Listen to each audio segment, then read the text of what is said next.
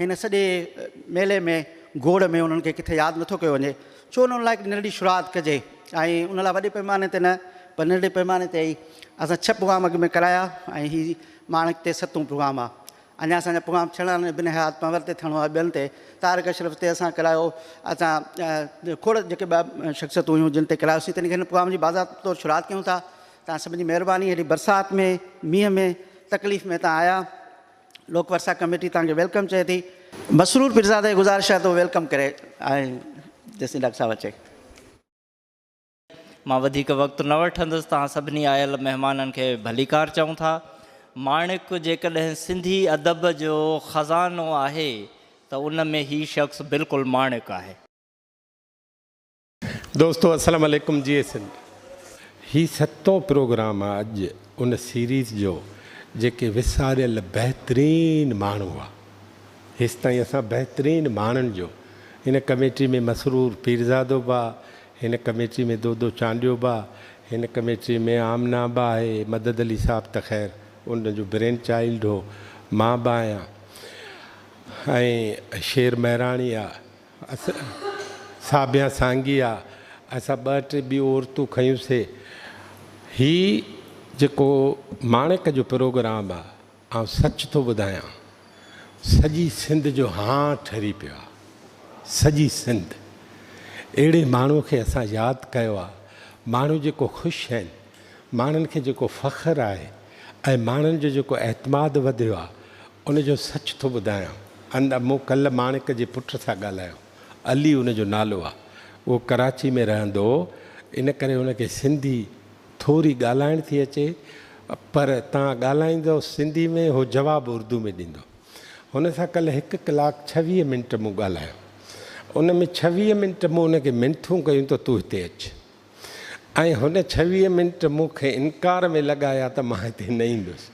मूं चयो ठीकु आहे। सिंधी ॿोली जो जीनियस लेखक मुनीर अहमद माणिक, सिंधी ॿोली जो जीनियस लेखक, कहाणीकार, नाविल नवीस ऐं ड्रामा निगार मुनीर अहमद माणिक उर्फ़ माणिक सिंधी 5 मार्च 43 ते साहती परगिणे नौशहरे फ़िरोज़ जे मोहम्मद इदरीस मेमण जे घर में ॼाओ। इब्तिदाई तालीम नौशहरो फ़िरोज़ ऐं नवाब शाह में पिराई, जंहिं बाद हुन MA MAd ऐं LLB पिणु कई। प्रोफेशनल ज़िंदगी जी इब्तिदा प्राइमरी उस्ताद जी हैसियत सां कई, जंहिं बाद हुन सोशल वेलफेयर डेवलपमेंट जे खाते में ऐं उन खां पोइ रूसी एम्बेसी जे हिकु प्रोजेक्ट में मुलाज़मत कई। मुनीर अहमद माणिक पंहिंजी निराली तबियत जे करे ज़हनी तौर ते किथे बि मुतमइन न थियो, जंहिं बाद नौकरी जे मामरनि खे पासे ते रखी हुन नौकरियूं छॾे वकालत खे पंहिंजे प्रोफेशन तौरु ठाहियो, पर उते बि पाण खे एडजस्ट न करे सघियो ऐं वकालत छॾे पुराणे नवाब शाह जे जाम साहब रोड ते मेडिकल स्टोर खोले रोज़गार करणु लॻो। हिकिड़े ॾींहुं किन माण्हुनि हुन जे मेडिकल स्टोर खे बाहि ॾेई साड़े छॾियो। मुनीर अहमद माणिक पंहिंजे अदबी सफ़र जी शुरूआति सिंधी अदबी संगत शाख ऐं नवाब शाह जे गॾिजाणनि खां कई, जिते बरदो सिंधी, नज़र सिंधी, गुल मोहम्मद चन्ना, कमर शहबाज़, नूर अब्बासी, मंज़ूर कुरैशी संदन इब्तिदाई साथी हुआ। हुन शुरू में मुनीर सिंधी जे नाले सां लिखियो, जंहिं बाद संदसि लिखणियूं माणिक जे नाले सां साम्हूं आयूं। मुनीर अहमद माणिक पंहिंजे उसलूब, ख़्यालनि में जिदत पसंदी ऐं तहरीरुनि में हक़ीक़त निगारी सबबि पंहिंजे सहयोगी लेखकनि में अहम जाइ वेलारी।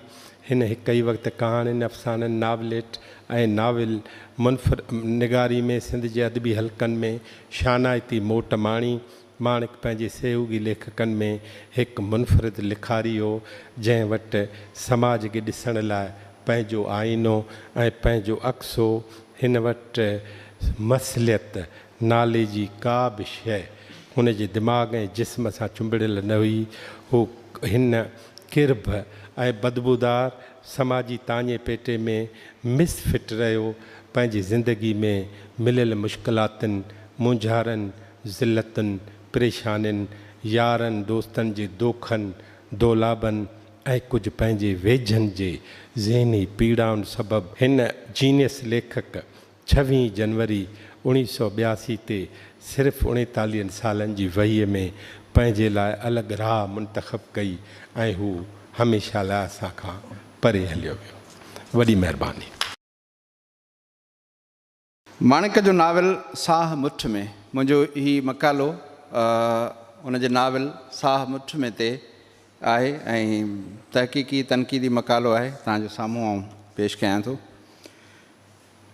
माणिक जो नाविल साह मुठ में संदसि वफ़ात याने 1982 खां पोइ पहिरियों भेरो सिंधी टाइम्स पब्लिकेशन उल्हासनगर पारां 1986 में शाया कयो वियो। उनजो ॿियो छापो रोशनी पब्लिकेशन कंडियारे पारां 1992 में आंदो वियो।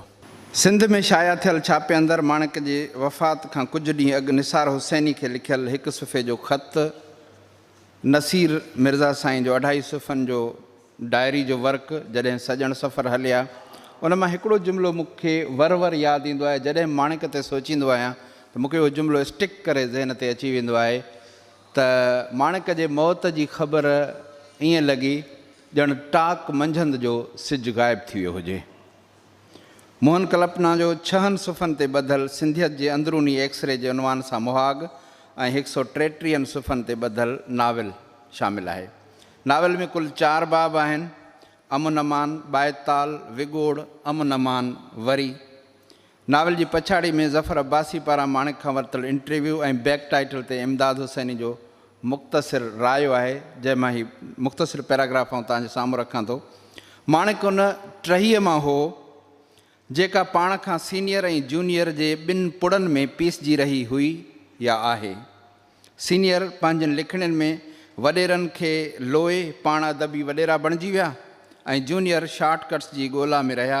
ईअं ई अदबी महाज़ ते क़ौमी एके वारे आला मक़सद खे कापारी धकु लॻो। माणिक जो नाविल साह मुठ में हिकु कॉलेज जे उस्ताद जी कहाणी ते ॿधलु आहे। हू हिकु तहक़ीक़ी मकालो लिखे थो। हीउ नाविल ईअं ई लॻे थो ॼण उन तहक़ीक़ी मकाले जा नोट्स आहिनि, छाकाणि त नाविल जे आख़िरी सिफ़नि ते कोई सवाल थो करे त मकाले जी ॾे ख़बर, त जवाबु मिले थो नोट्स वठी छॾिया आहिनि, मकालो लिखां थो पियो। नाविल जो हीरो कराची जे कंहिं कॉलेज में सिंधी ॿोली जो उस्तादु आहे। हू पंहिंजी घरवारी सां गॾु कराची में रहे थो।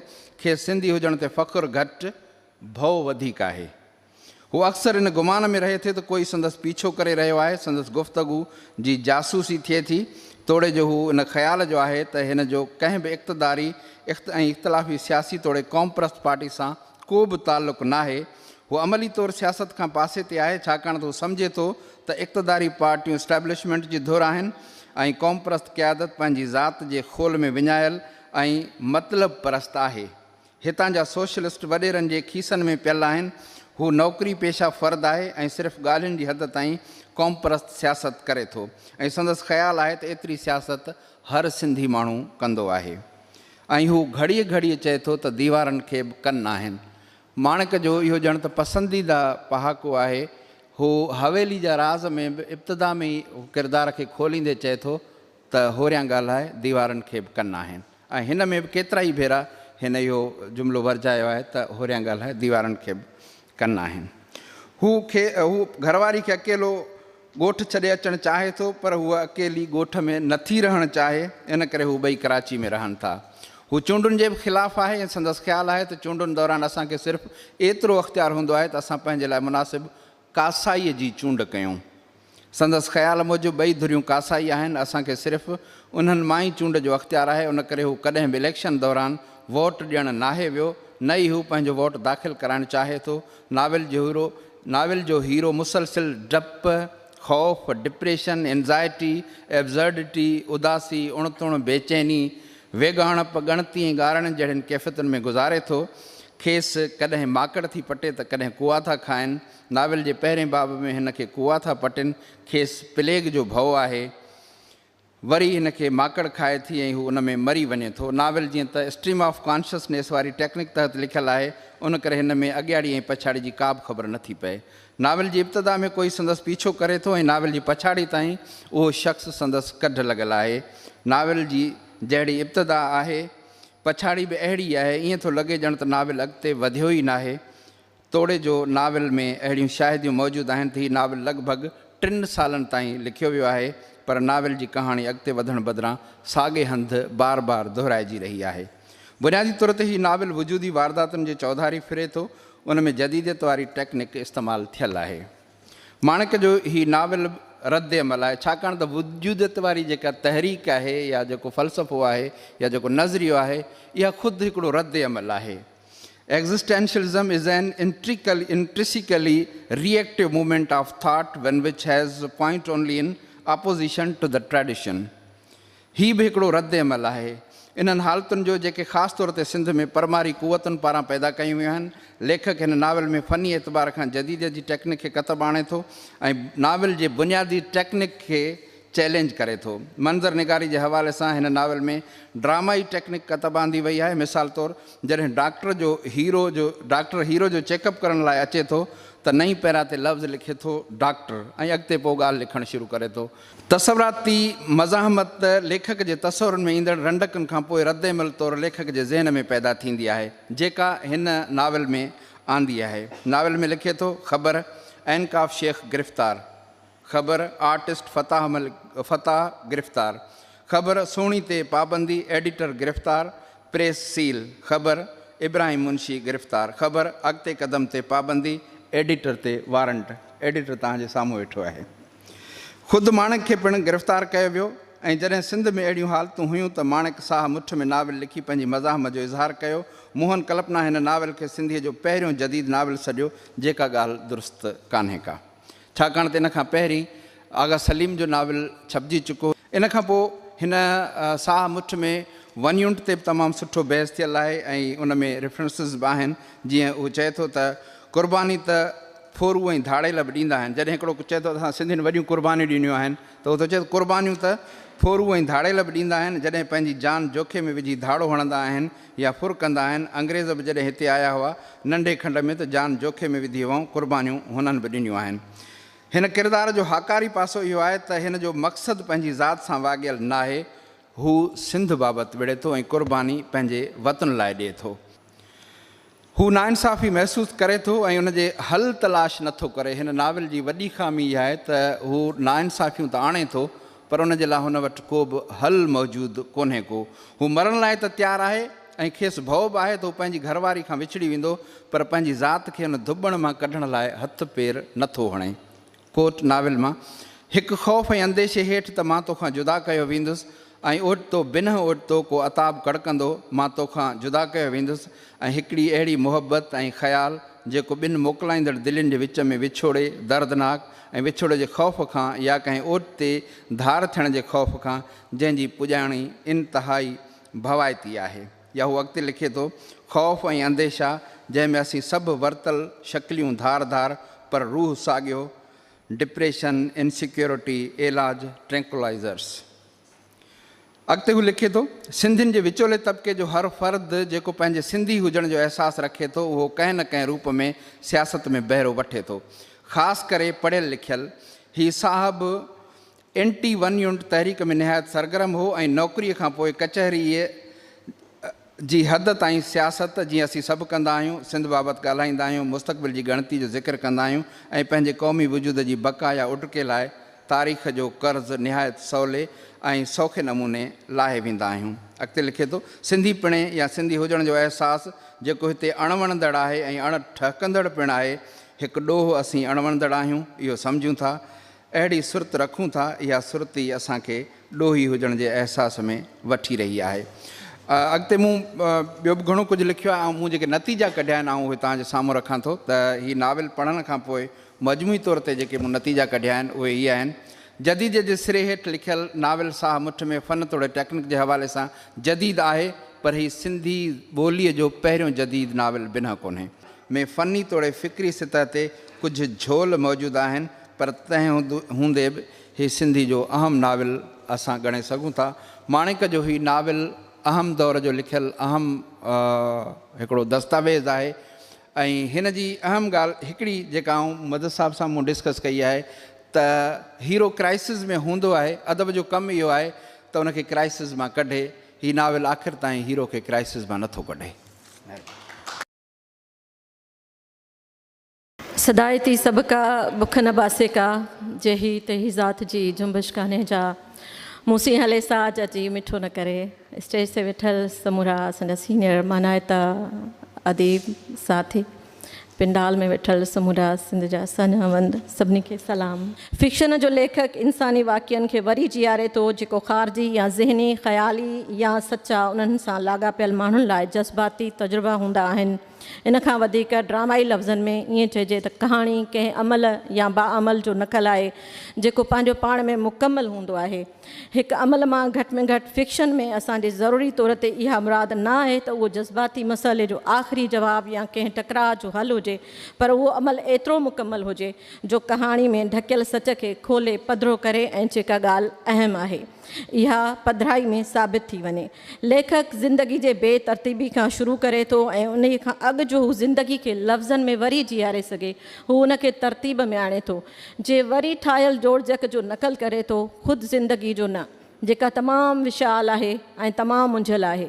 ज़िंदगी खे संदसि सभिनी बेअंत मुरकबनि सां पेश नथो करे सघिजे ऐं फिक्शन में उन जी तस्वीर असां सभिनी खे सुध आहे त हिकु चूंडियल चिट यानी इमेज हूंदो आहे। एतिरे क़दुरु जो हिकु नंढो वाक़ियो मुकमल तौरु पेश नथो करे सघिजे ऐं जेकॾहिं ईअं कबो त उहो बेमेल साबित थींदो। लेखक उन जो रुॻो हिकु तमामु नंढो हिसो रची सघे थो ऐं फिक्शन में उहो हिसो मुकमल हिसे जो कमु करे थो। इहा हिकु ओहञाणी तस्वीर बणिजी सघे थी। इहो हिकु इस्तारो चइजे थो। लेखक पंहिंजे कचे धातु खे उन जी चमक ॾेखारण लाइ साफ़ करे थो। हू बेमाना गैर वास्तेदार हिसे खे कढी थो छॾे ऐं उहो ई हिसो सांढे रखे थो जेको संदसि मक़सद लाइ ज़रूरी आहे ऐं एतिरो ख़ुदि में तजुर्बो नाहे हूंदो जेतिरो उहो बामाना आहे ऐं जेको खेसि उभारे थो। जॾहिं असां फिक्शन ते इल्हामियत जे फ़न तौर ते नज़र विझूं था त असां उहो मञण लाइ तयारु थी वञूं था त हक़ीक़ी कहाणी जी माना आहे वाक़ियो। सिंधी अदब जे तख़लीक़ी सिन्फ़ मां कहाणी जी सिन्फ़ हिकु अहिड़ी ख़ूबसूरत तस्वीर आहे जहिड़ी ज़िंदगी ऐं सिंधी कहाणी ज़िंदगी जे सभिनी पासनि में सुञ ऐं रुञ जो बि पड़ाॾो आहे, पर ख़ूबसूरत हैरत अंगेज़ हिसियाती फ़नपारनि जी सूरत में पिणु शामिल आहे। अॼु जे प्रोग्राम में असां सिंध जे अहिड़े ई वर्सटाइल फिक्शन राइटर जे कम ते ट्रिब्यूट पेश कयूं था जेको सिंध जो जीनियस फ़र्द ऐं जीनियस कहाणीकार जी हैसियत में चिटो ऐं निर्वार थियो बीठो आहे, पर अदबी बहसी जे करे संदसि नाव ऐं संदसि नाव ते प्रोग्राम न हुअण जे बराबरि ॾिठा विया आहिनि। सिंधी ॿोली ऐं क़ौमी अदबी फ़िक्र जो उहो हिकु मोती आहे ऐं उहो आहे माणिक। माणिक जी ब्रीफ केस जे नाले छपायल किताब में लिखियो आहे त माणिक जी ब्रीफ केस मां संदसि रिसालनि में छपियल कुझु कहाणियूं, माणिक जो हिकु रेडियाई ड्रामो, संदसि हिकु पर्स जंहिंमें ₹1 जो नोट, हिकु रजिस्ट्री रसीद ऐं संदसि नाले वारो विज़िटिंग कार्ड सां गॾोगॾु हिकु तनक़ीदी मज़मून पिणु शामिल आहे। हीउ संदसि ज़िंदगी जो आख़िरी बची वियल ख़ज़ानो आहे। हाणे असां अंदाज़ो लॻाए सघूं था त हिकु जीनियस राइटर जी हैसियत में संदसि कुल मिल्कियत केतिरी थी सघे थी। मुंहिंजे मुताले में आयल संदसि किताब हवेलीअ जा राज़ ऐं संदसि नावलेट साह मुठ में जेका मां पंहिंजे एलिमेंट्री एजुकेशन जे दौरान 8th ऐं 9th क्लास में पढ़िया हुया, उन में हुन जो उहो हवेली जा राज़ पढ़ी करे मां त चयो हो त हिनखे ॿीहर जेको आहे सो वरी न पढ़ंदसि ऐं उघाड़ो सच लिखियो वियो आहे। हुन में संदसि कहाणियुनि में इंसानी नफ़्सियाती जेके घेरा आहिनि उन जा इंतिहा जे दर्जे ते पहुतल आहे। उन जी पिच जेका आहे जिन खे सम्झणु हर इंसान लाइ ॾुखियो आहे। सिंधी समाज जो न चोटी ताईं बीहक ॿोली ऐं घाणेटे ऐं अंदाज़ में संदसि कहाणियूं बिल्कुलु निज पिच सच आहिनि जंहिंमें हिसियाती जज़्बनि जी ओख ड्रोख जो अहिड़ो तुज़ बयानु आहे जेको अॼु खां 30-40 साल अॻु पढ़ण वारनि पढ़ण खां पोइ गीतूं ॾिनियूं हूंदियूं। उघाड़े सच खे सम्झणु ऐं हज़म करण लाइ मुंहिंजे ख़्याल में त माणिक सिंधी कहाणीकारनि में ख़तरनाक ऐं बेबाक लिखंदड़ आहे ऐं मां हुनखे पंहिंजे लफ़्ज़नि में सिंधी कहाणीअ जो मंटोई चवंदसि।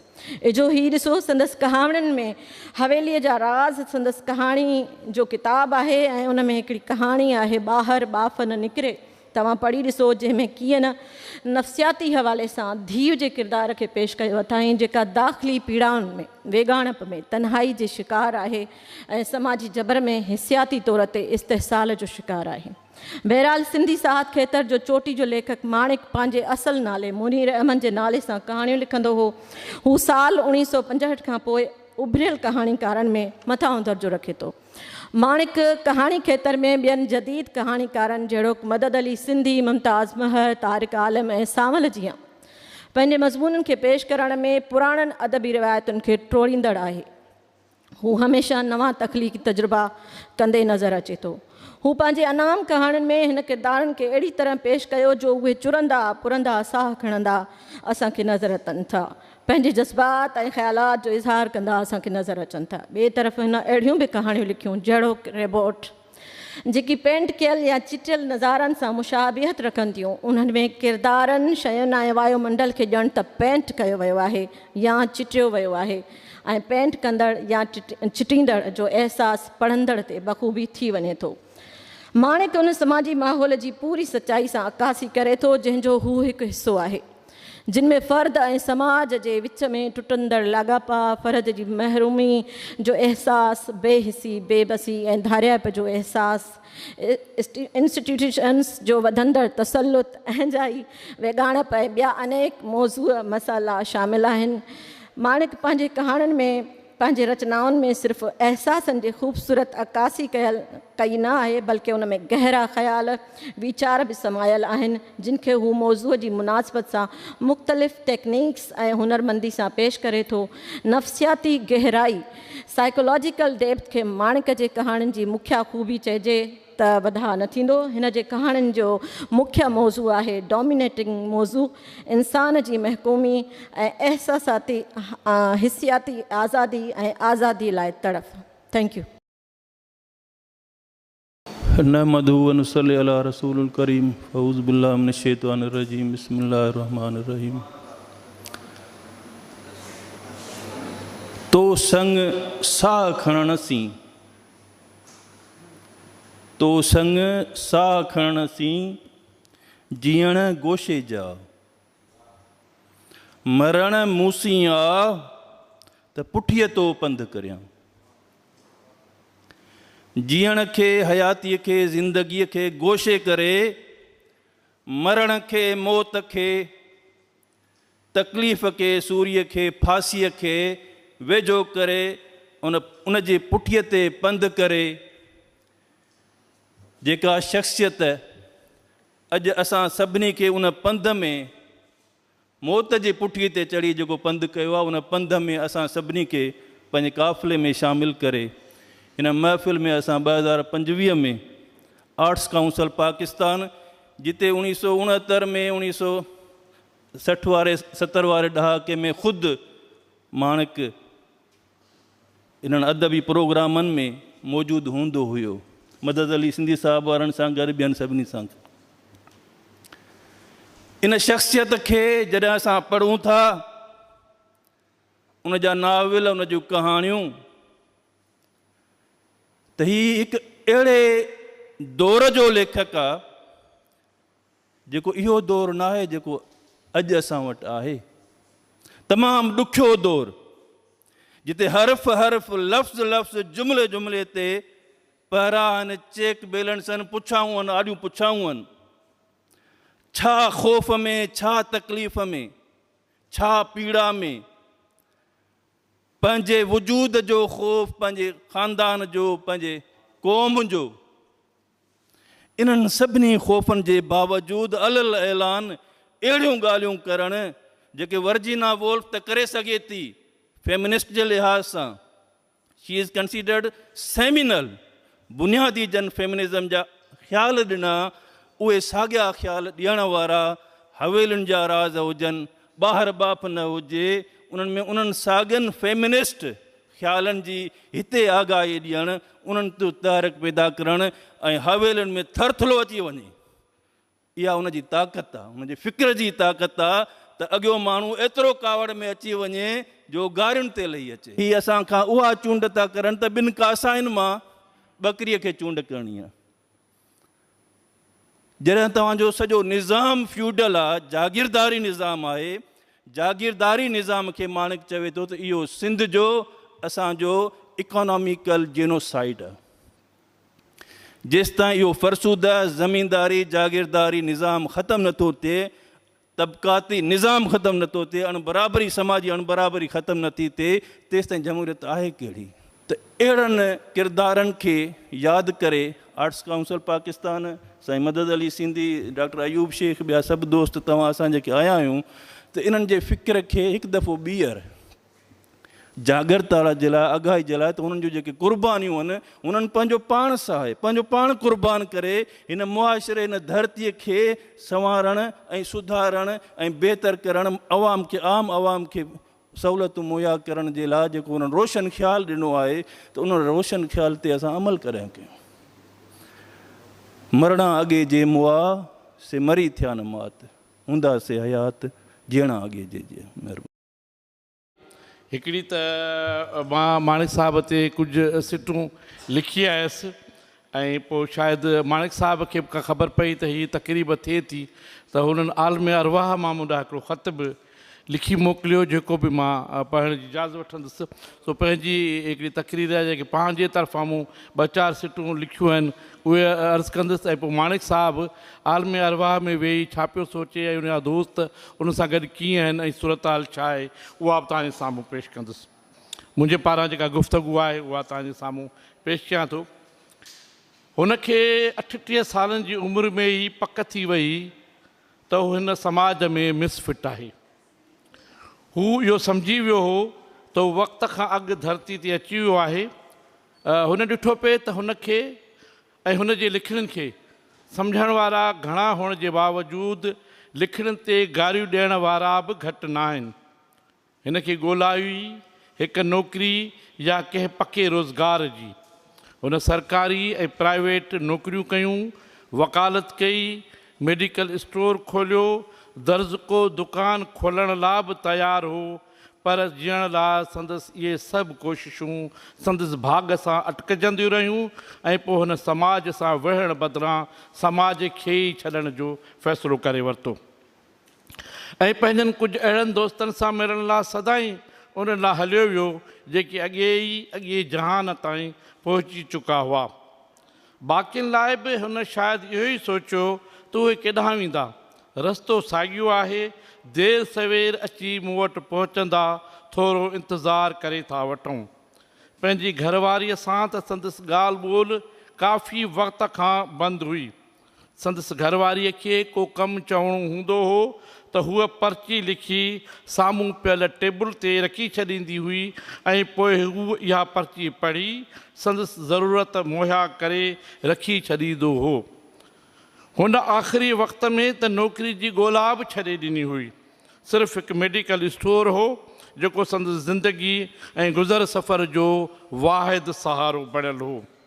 हुन पंहिंजे दोस्तनि लाइ बि लातादाद ख़त लिखिया त संदसि लाइ के नंढे वॾे रोज़गार जो को बिलो करे ॾियनि। हिन जे मिलियल ख़तनि मां हिकिड़ो ख़त त अहिड़ो बि हो जंहिंमें हुन नौकिरीअ लाइ शेख अयाज़ खे बि गुज़ारिश कई हुई, पर संदसि लिखण मुताबिक़ शेख अयाज़ खेसि नौकिरी ॾियण बदिरां नौकिरी ॾियण ते राज़पोत ज़ाहिर कयो, पर हुन जी तहरीर मुताबिक़ शेख अयाज़ खां कुझु अहिड़ा कम वठणु पिए चाहिया जेके संदसि ज़हन ऐं ज़मीर जे ख़िलाफ़ु हुआ ऐं हू शेख अयाज़ खे घटि वधि ॻाल्हाए विड़ी संदसि ऑफिस मां ॿाहिरि निकिरी आयो हो। हू ज़िंदगीअ खां बेज़ार थी चुको हो, पर संदसि पुटु अली ऐं शायदि संदसि ज़ाल संदसि पेरनि लाइ ॾावण बणिजी विया हुआ। उन करे हू वञण वारे फ़ैसिले खे हिकु तरह सां टारींदो पिए आयो, पर अणॼाणाई में हिकु दोस्त DCO पारां संदसि मथां कयल महिरबानीअ हिन खे ज़िंदगीअ ख़िलाफ़ु कयल फ़ैसिले ते अमल करण जो मौक़ो मुहैया करे ॾेई छॾियो।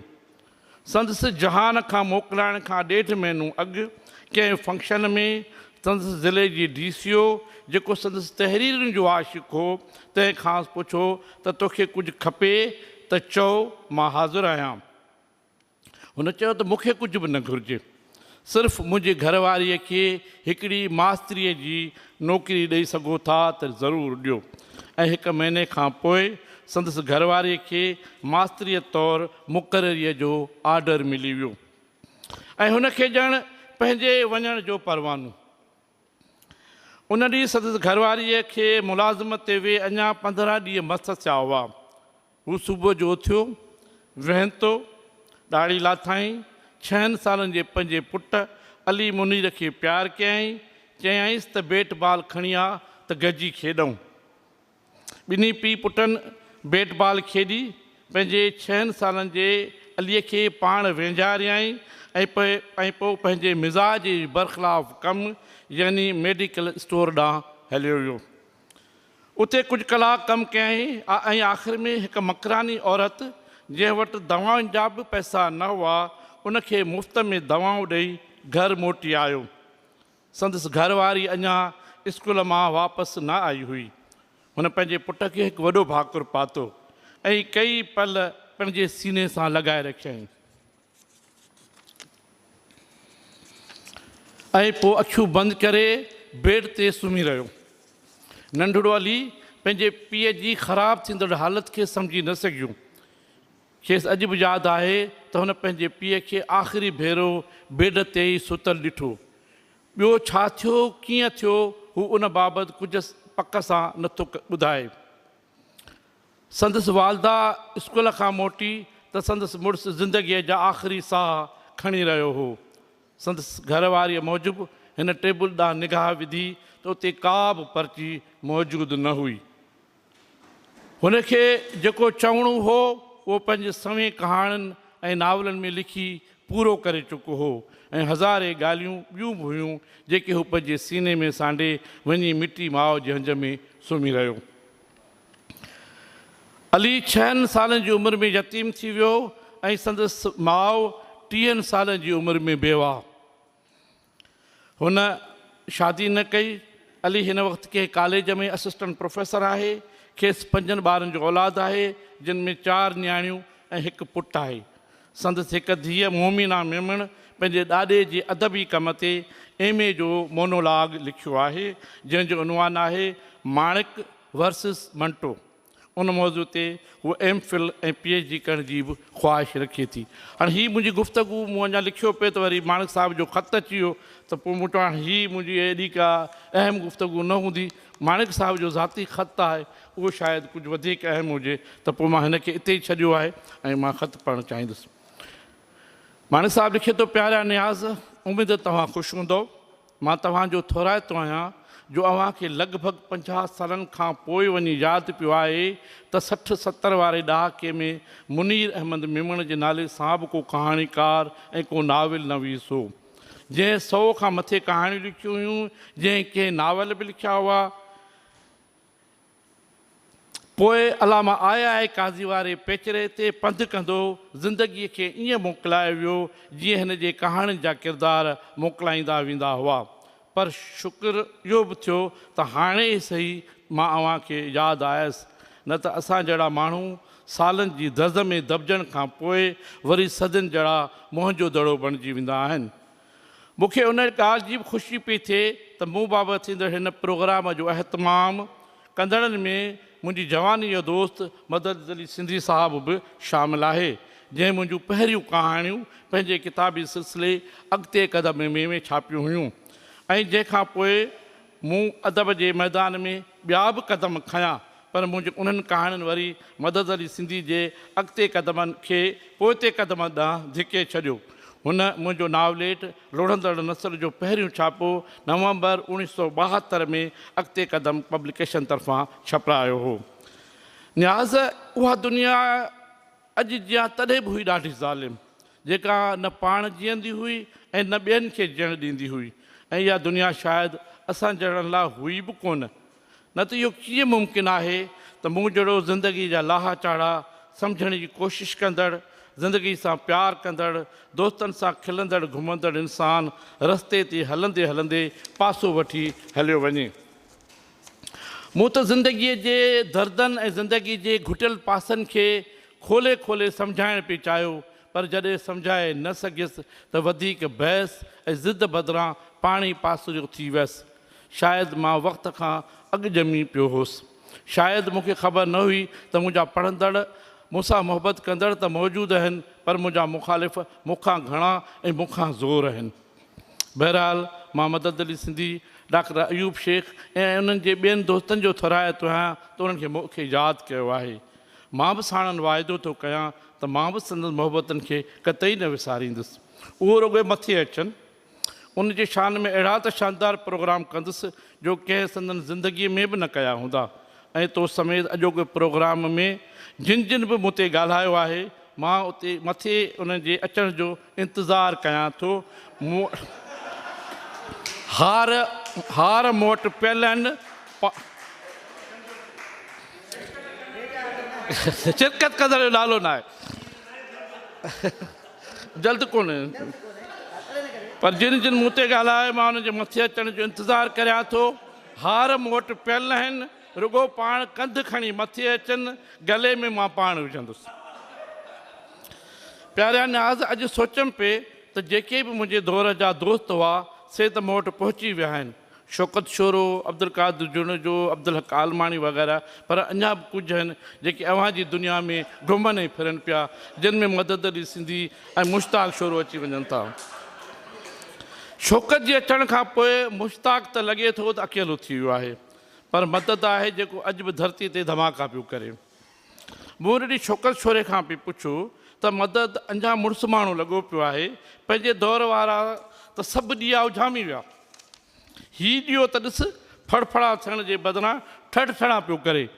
उनजो सबबु कहिड़ो आहे? शौकत जेको आम तरह चुप हूंदो आहे ऐं धरतीअ ते बि मदद बाबति ॻाल्हाइण खां घबराईंदो हो, सो हिते बि कुझु देरि ख़ामोश रहियो, पर पोइ मुंहिंजे ज़ोर भरण ते चवणु लॻो त प्यारा, पाण वारे ॾीए जे घटि ॿरण जो सबबु हिकिड़ो ई हो, तीअं ॾीओ बि असां हुआसीं त तेल बि असां पे विधो, पर मदद पंहिंजे तेल सां गॾु ॿियनि जा बि तेल कढी थो वठे। उन करे ॾीए खे न लहर न को लोॾो। मदद कॾहिं क़ौम परस्ती मार्का तेल, कॾहिं वफ़ाक़ परस्त ब्रांड तेल, कॾहिं पीपी जे अख़बारनि जो एडिटर, त कॾहिं पीपी जे टिण मुख़ालिफ़ वॾनि वज़ीरनि जो तर्जुमान, कॾहिं एंटी एस्टेब्लिशमेंट त कॾहिं वरी एस्टेब्लिशमेंट जो जोड़ियल वफ़ाक़ी सरकार में वफ़ाक़ी वज़ीर। सो प्यारा, पंहिंजा अहिड़ा भाग किथे आहिनि जो सभिनी जी अखि जा तारा बणिजी सघूं। पाण त सॼी ज़िंदगी ॿियनि जी अखि जा कंढ ई बणिजी रहिया आहियूं। मूं चयो त इहा ॻाल्हि मां तुंहिंजे हवाले सां ख़त में लिखी मोकिलियां थो, पोइ तूं वेठो आहे मुंहुं ॾिजांइ। इहो शौकत खे माणिक साहिबु चए थो, तूं वेठो मुंहुं ॾिजांइ। शौकत मुस्कुराए मूं ॾांहुं ॾिठो ऐं चवणु लॻो त मदद हिते आहे किथे, जॾहिं आयो तॾहिं ॾिसंदासीं, बाक़ी अगरि न्याज़ मूं वारी ॻाल्हि खेसि ॿुधाई त मूं बि पाण ॾींदो। प्यारे न्याज़, उन ॾींहुं हिते घुमंदे मुंहिंजी नज़र प्यारे ख़ाकी जोए ते पइजी वई। केॾांहुं वियो पिए, सोचमि त साणसि दुआ सलाम कयां, पर ॾिठुमि त सख़्तु कावड़ वारे अंदाज़ में हो। सोचमि त वरी कॾहिं ॿिए भेरे साणसि घर वञी मिलंदुसि। असां राशिद मोराई, मीर मोहम्मद पीरज़ादे, अब्दुल हक अरशद हिकु वॾो वक़्तु पाण में गॾु गुज़ारियो आहे ऐं उन सां गॾु वेही ॻोठ जूं यादगिरियूं वंडण ते दिलि चवंदी अथमि। हा, इहा ॿी ॻाल्हि आहे त असां वारे ॻोठाई जो नालो हिते बि वॾे मान ऐं शान सां वरितो वञे थो। जेके बि नवां अचनि था उन जूं दाहूं पवंदियूं आहिनि। महरम हराम न हूंदो आहे तॾहिं बि लॻंदो आहे त महरम हराम आहे। तव्हांखे यादि हुजणु खपे त उनजो तालुक़ु नवाब शाह सां आहे। ख़ाकी जोए खे ॾिठमि त ताज जो यादि अची वियो। मूंखे 1962 धारे संदसि ॻोठ में ॿिए दर्जे में पढ़ायो हो। हूअ असांखे काफ़ी साल नंढो हुजण जे बावजूदि अॼुकल्ह सफ़ा ॻरियो पियो आहे। साईं ज़फ़र हसन खां उनजो सबबु पुछमि त हू चवणु लॻियो त ताज खाए घटि थो, घुमे घणो थो, सुम्हे थोरो थो ऐं जाॻे घणो थो। अगरि उन सेटअप खे सफ़ा उबतो कजे त 10-15 साल ॿिया कढी वेंदो। बाक़ी संदसि साॻिया प्रकार रहिया त पोइ आयो कीअं आयो। उन ते साईं निसार हुसैनी, साईं इमदाद हुसैनी, अदी ख़ैरुनिसा जाफ़री ऐं ॿियनि वठी वॾा टहक ॾिना ऐं ज़फ़र हसन खे चयूं, साईं तव्हां सच था चओ। न्याज़ उन ॾींहुं मूं ॿुधो त तव्हांजी हुकूमत मंटो जे समूरनि तहरीरुनि ते पाबंदी मणे छॾी आहे। मूं जो इहा ॻाल्हि ॿुधी त पाण शौकत शोरे, इमदाद हुसैनी, साईं ज़फ़र हसन, वलीराम वल्लभ, कबूल अबड़े ऐं ॿियनि खे साण करे मंटो सां मिलण लाइ संदसि पाड़े में हलियो वियुसि। उते वञी ॾिसां त मंटो, असमत चुगताई, वाजिदा तबसुम, कृष्ण चंद्र, जॉन एलिया ऐं उर्दू जा ॿिया कई राइटर वेठा हुजनि। संदन खां मीटिंग हली रही हुई। जॉन एलिया इमदाद खे ॾिठो त छिके पंहिंजे पासे में विहारियईंसि। अदी ख़ैरुनिसा जाफ़री खे वरी वाजिदा तबसुम पंहिंजे भाकुर में भरियो। मंटो मूंखे ॾिठो त वॾो टहक निकिरी वियुसि।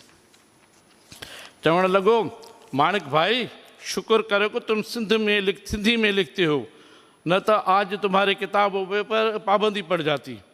असमत चुगताई वरी खैरनुसा जाफरी अख भरी चयो त तुम भी शुक्र कर कि तुम भी सिंधी की राइटर हो, वरना तुम्हारे साथ भी वही हशर होता जो मंटो के साथ हुआ है।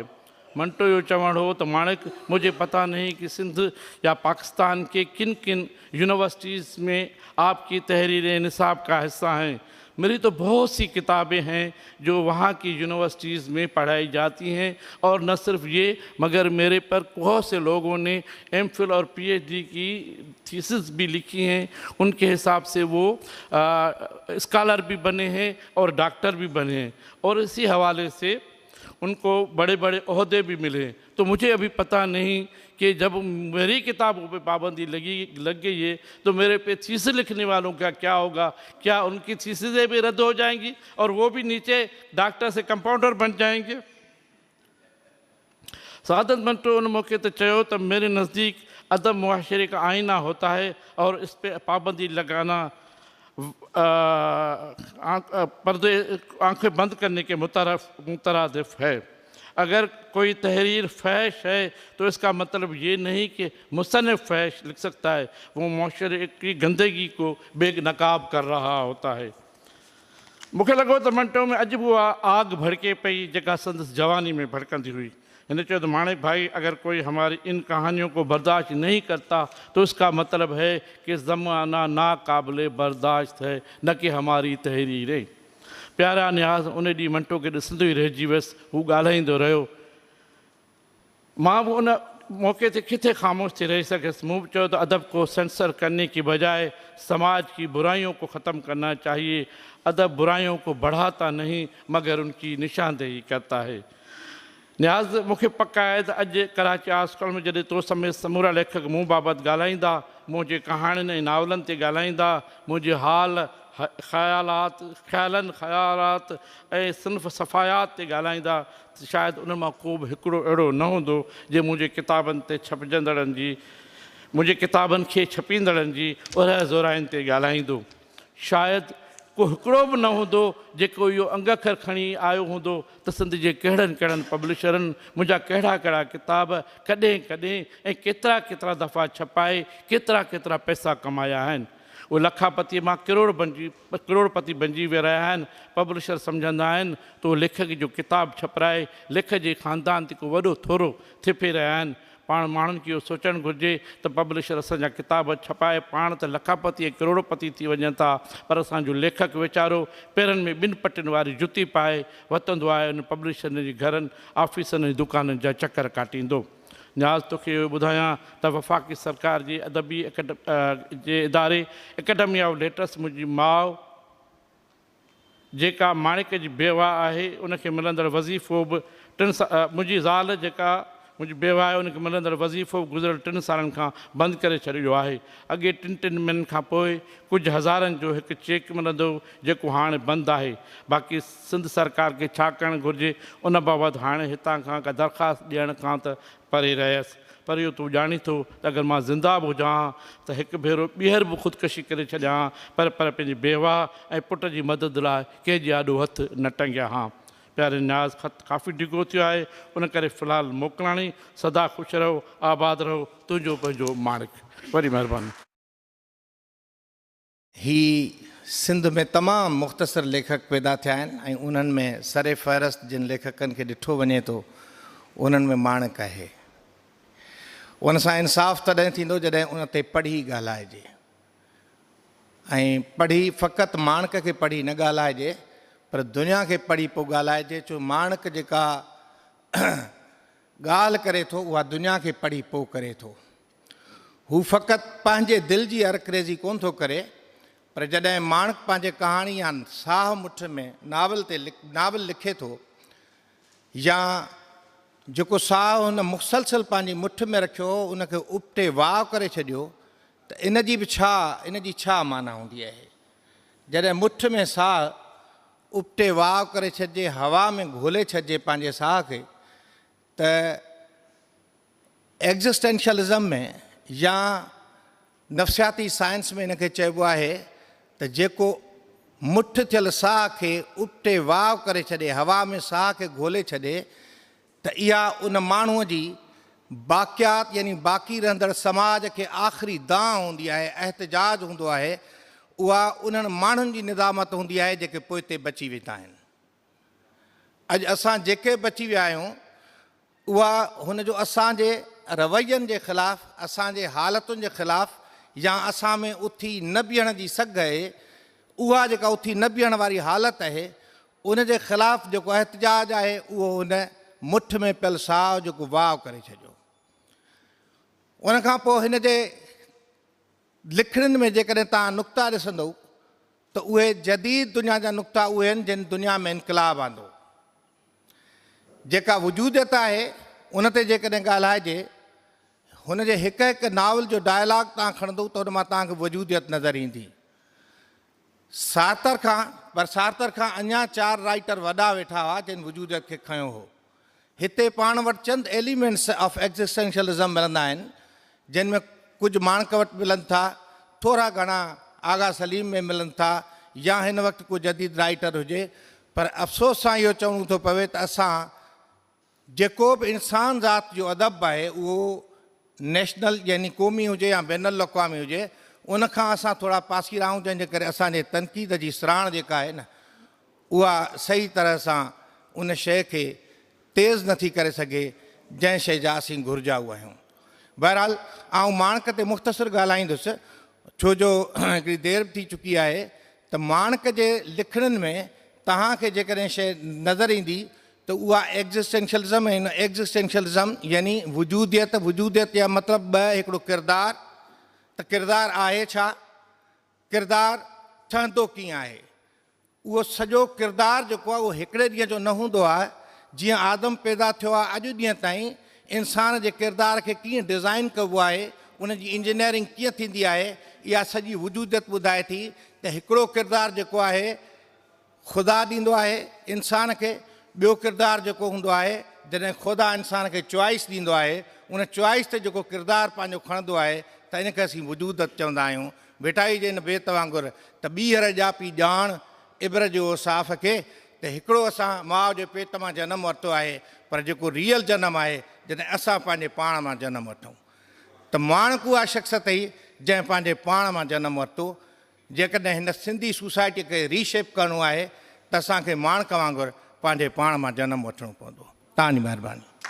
मुज़िज़ हाज़रीन ऐं असांजे स्टेज ते वेठल जेकी शख़्सियतूं, हवालो अवल आख़िर अॼोकी तक़रीब जो माणिक आहे। बेटाई साईं फरमायो आहे त जॾहिं पवे थी यादि सुबत सुपेरियां जी, फ़रियादूं फ़रियाद नागा वञनि निकिरियो। ऐं इख़्तिसार सां जेका गुफ़्तगू कंदुसि हुन में ऐं सिर्फ़ु मदद अली सिंधी ऐं आऊं नसीर माणिक खे हिते जेके दोस्त वेठा आहिनि उन्हनि सभिनी उन्हनि खे पढ़ियो आहे, पर जिन सां माणिक जी इंतिहाई वेझड़ाए पए, मदद हुन जो हमअसर रहे, तक़रीबन हुन जो जूनियर हमअसर रहे, ऐं हुन जे हिकिड़े नंढनि दोस्तनि सां दोस्त जी हैसियत में माणिक सां गॾु मूं हुनखे ॾिठो, हुन सां ॻाल्हायो, हुन सां कंपनी कई। शायदि दोस्तनि खे ख़बर न हुजे त माणिक जो जेको तालुक़ु आहे उहो इंतिहाई हिकिड़े मिडिल क्लास जे पढ़ियल लिखियल फैमिलीअ सां आहे। हवाला ॿ ॾींदुसि त मिसाल तौर ते मौलवी मवाज़ थादल वारा जेके आहिनि, हीअ सभु असीं ॼातल सुञातल आहियूं। मौलवी मवाज़ जेके आहिनि उहे हुन जा सहुरा आहिनि, फादर इन लॉ आहिनि माणिक मुनीर अहमद जा। ऐं नौशहर जो जॾहिं ज़िक्र कंदासीं त पोइ असां हमीद सिंधी साहब जा सॻा मासात आहिनि। हीउ हिकिड़ो तमामु वेल छा चइजे त हिकिड़ो पढ़ियल लिखियल जेको ख़ानदान आहे नौशहर जो। ऐं उन जी जेका माणिक खे जिन ॾिठो, मूं छाकाणि त हुनखे ॾिठो त हू हिकिड़ो इंतिहाई नफ़ीस, तमामु सादो सूदो, ऐं मूं हुनखे इन करे ॾिठो जो फुलेलीअ ते प्रभात आर्ट सर्किल मुंहिंजे साईं निसार हुसैनी जंहिंजा अहसान आहिनि मूं ते, ऐं हुनजे शागिर्दनि में हुउसि साईं निसार हुसैनी माणिक जो दोस्त हो। माणिक जी मूं सां दोस्ती थी वई, ऐं हुनखे नंढो हुउसि पर हुन मूंखे पंहिंजे दोस्तनि वांगुरु, हिकिड़े अज़ीज़ तरीन दोस्तनि वांगुरु रखियो। उनजो आऊं तव्हांखे अॻिते हली हिकिड़ो नंढड़ो सबूत पेश कंदुसि त हुन मूंखे छा दोस्त सम्झो ऐं कीअं दोस्त सम्झो। प्रभात आर्ट सर्किल फुलेलीअ जे किनारे सां हिकिड़ो आर्ट जो इदारो हो, जिते मूं पहिरियों दफ़ो मदद अली सिंधीअ खे ॾिठो, ॼाम साकी साहब खे ॾिठो, अली बाबा खे ॾिठो, बेदिल मसरूर खे ॾिठो ऐं मोहम्मद इब्राहिम जोए साहब खे ॾिठो। ही सभु साईं निसार हुसैनी जी उन प्रभात आर्ट सर्किल में ईंदा हुआ। पर साईंअ जी जेकॾहिं शौकत शोरो, मुश्ताक शोरो, अली बाबा, पर जेका घाटाई गहराई माणिक जी हुई उहा साईं निसार हुसैनीअ सां हुई। ऐं असांजो माणिक उन ई टंडे आगा में अदा मदद ईंदो त थी सघे थो तव्हांखे ॿुधाइनि त हुन हिकिड़ी नंढड़ी हिकिड़ी कोठड़ी हूंदी हुई उते मसवाड़ ते, उन वक़्तु हू टीचिंग कंदो हो। ऐं उन जे दौरान ई हुन लुड़ंदो नस्ल ऐं हवेलीअ जा राज़ जेको अहिड़ा ज़बरदस्त क़िस्म जा जेके हुन तमामु फूक जवानी जेका तव्हां तसवुरु कंदो त हुन वक़्तु हुनजी उमिरि का 22, 24, 25 साल बि मुश्किल सां हूंदी माणिक जी, जॾहिं हुन लुड़ंदड़ नस्ल ऐं हवेली जा राज़ जेको सुहिणीअ में शाया थियो आहे। त माणिक खे जॾहिं मूं वेझो खां ॾिठो ऐं हुन बि मूंखे वेझो रखियो पंहिंजे, त मूं ॾिठो त ॾाढो शफ़ाफ़ ऐं तमामु पाको पाकीज़ा हुनजी जेका शख़्सियत हुई, एतिरी त धीरज सां ऐं मासूमियत सां हलंदो हो ज़मीन ते, जो दोस्तो तव्हां यकीन करियो त मूंखे त लॻंदो त हीउ हले इन करे थो त ज़मीन ते आउं बोझ न हुजां। इहा हुई हुनजी तबियत, हुनजी शख़्सियत। माणिक असल में त जेको हिते असांजे दोस्तनि ॾाढो सुठो ॻाल्हायो, हुनजी जेका इब्तिदा थी आहे उहा रियलिस्टिक अप्रोच वारी, जेका असांजे मुंशी प्रेमचंद आहे या असांजो चंद आहे, मंटो साहब आहे, इन क़िस्म सां हुन हवेली जा रार वज़ाहती अंदाज़ में हुनखे लिखियो आहे। पर हुन जॾहिं लुड़ंदड़ नस्ल आयो आहे त उतां हुनजे टेक्निक में हुन तब्दीली आई आहे। उन एब्सिडिटी ऐं स्टीम ऑफ कॉन्शियसनेस, तव्हांखे ख़बर आहे त हिंदुस्तान में उन जा मौजिद मोहन कल्पना वारा, लाल पुष्प वारा, गुनो सामताणी साहब वारा, पर असांजी सिंध में आऊं हिकिड़ी ॻाल्हि पूरे वसूक सां थो चवां, उन ॾींहुं मूं अयूब खे बि हिकिड़ी ॻाल्हि चई पई, जॾहिं असीं अदी ख़ैरुनिसा जाफ़री जे हिन तक़रीब में आयासीं त मूं चयो त को मूंखां जेकॾहिं पुछे त नसीर तुंहिंजो वॾे में वॾो अदबी ॾुखु छा आहे, त मूं अयूब खे चयो त मुंहिंजो अदबी वॾे में वॾो ॾुखु मुंहिंजे नसीर मिर्ज़ा जो इहो आहे त असां हिकिड़ो तमामु अहम रोल मॉडल पंहिंजी अफ़साना निगारीअ जी जेका सरहद आहे उन ते रोशन मीनार आहे असांजो माणिक, उनखे असां यादि कोन था करियूं। कहाणी जो सफ़र नादर बेग, अमरलाल हिंगोराणी, आसानंद ममतूराय खां शुरू थियो आहे। हिननि असांखे शॉर्ट स्टोरी लिखणु ऐं असांजी समाजी हक़ीक़त निगारीअ खे साम्हूं आंदो आहे। इन्हनि टिनि शख़्सियतुनि, उन खां पोइ अयाज़ कादरी साहब आहे, जमाल अबड़ो साहब आहे, ग़ुलाम रब्बानी आगरो साहब आहे, अमर जलील आहे, नसीम करल आहे, आगा सलीम आहिनि, जिन हिस्ट्री ऐं असांजी सिंध जी जेका पोइ वन यूनिट वारी जेके तहरीकूं शुरू थियूं आहिनि उनखे पंहिंजे अफ़साननि में मौज़ू बनायो आहे। पर पोइ जेको जबर आहे असांजे हिन सोसाइटीअ जो, त उन में जेको पहिरियों अफ़साना निगार आहे उहो असांजो मुनीर माणिक आहे, जेको अली बाबा, मदद, शौकत ऐं मुश्ताक, सची पुछो त इन सभिनी ते जेको असर विझण वारी जेका पंहिंजी अफ़सानवी सलाहियतुनि सां को तासुर विझण वारो को शख़्स आहे, त उहो उनजी ताक़त आहे। हिकिड़े दौर में हिकिड़ो माण्हू मुख पैदा थींदो आहे, उहो हिकिड़ो वात हिकिड़ो हूंदो आहे जेको ॻाल्हाईंदो आहे त सभिनी ते छांइजी वेंदो आहे।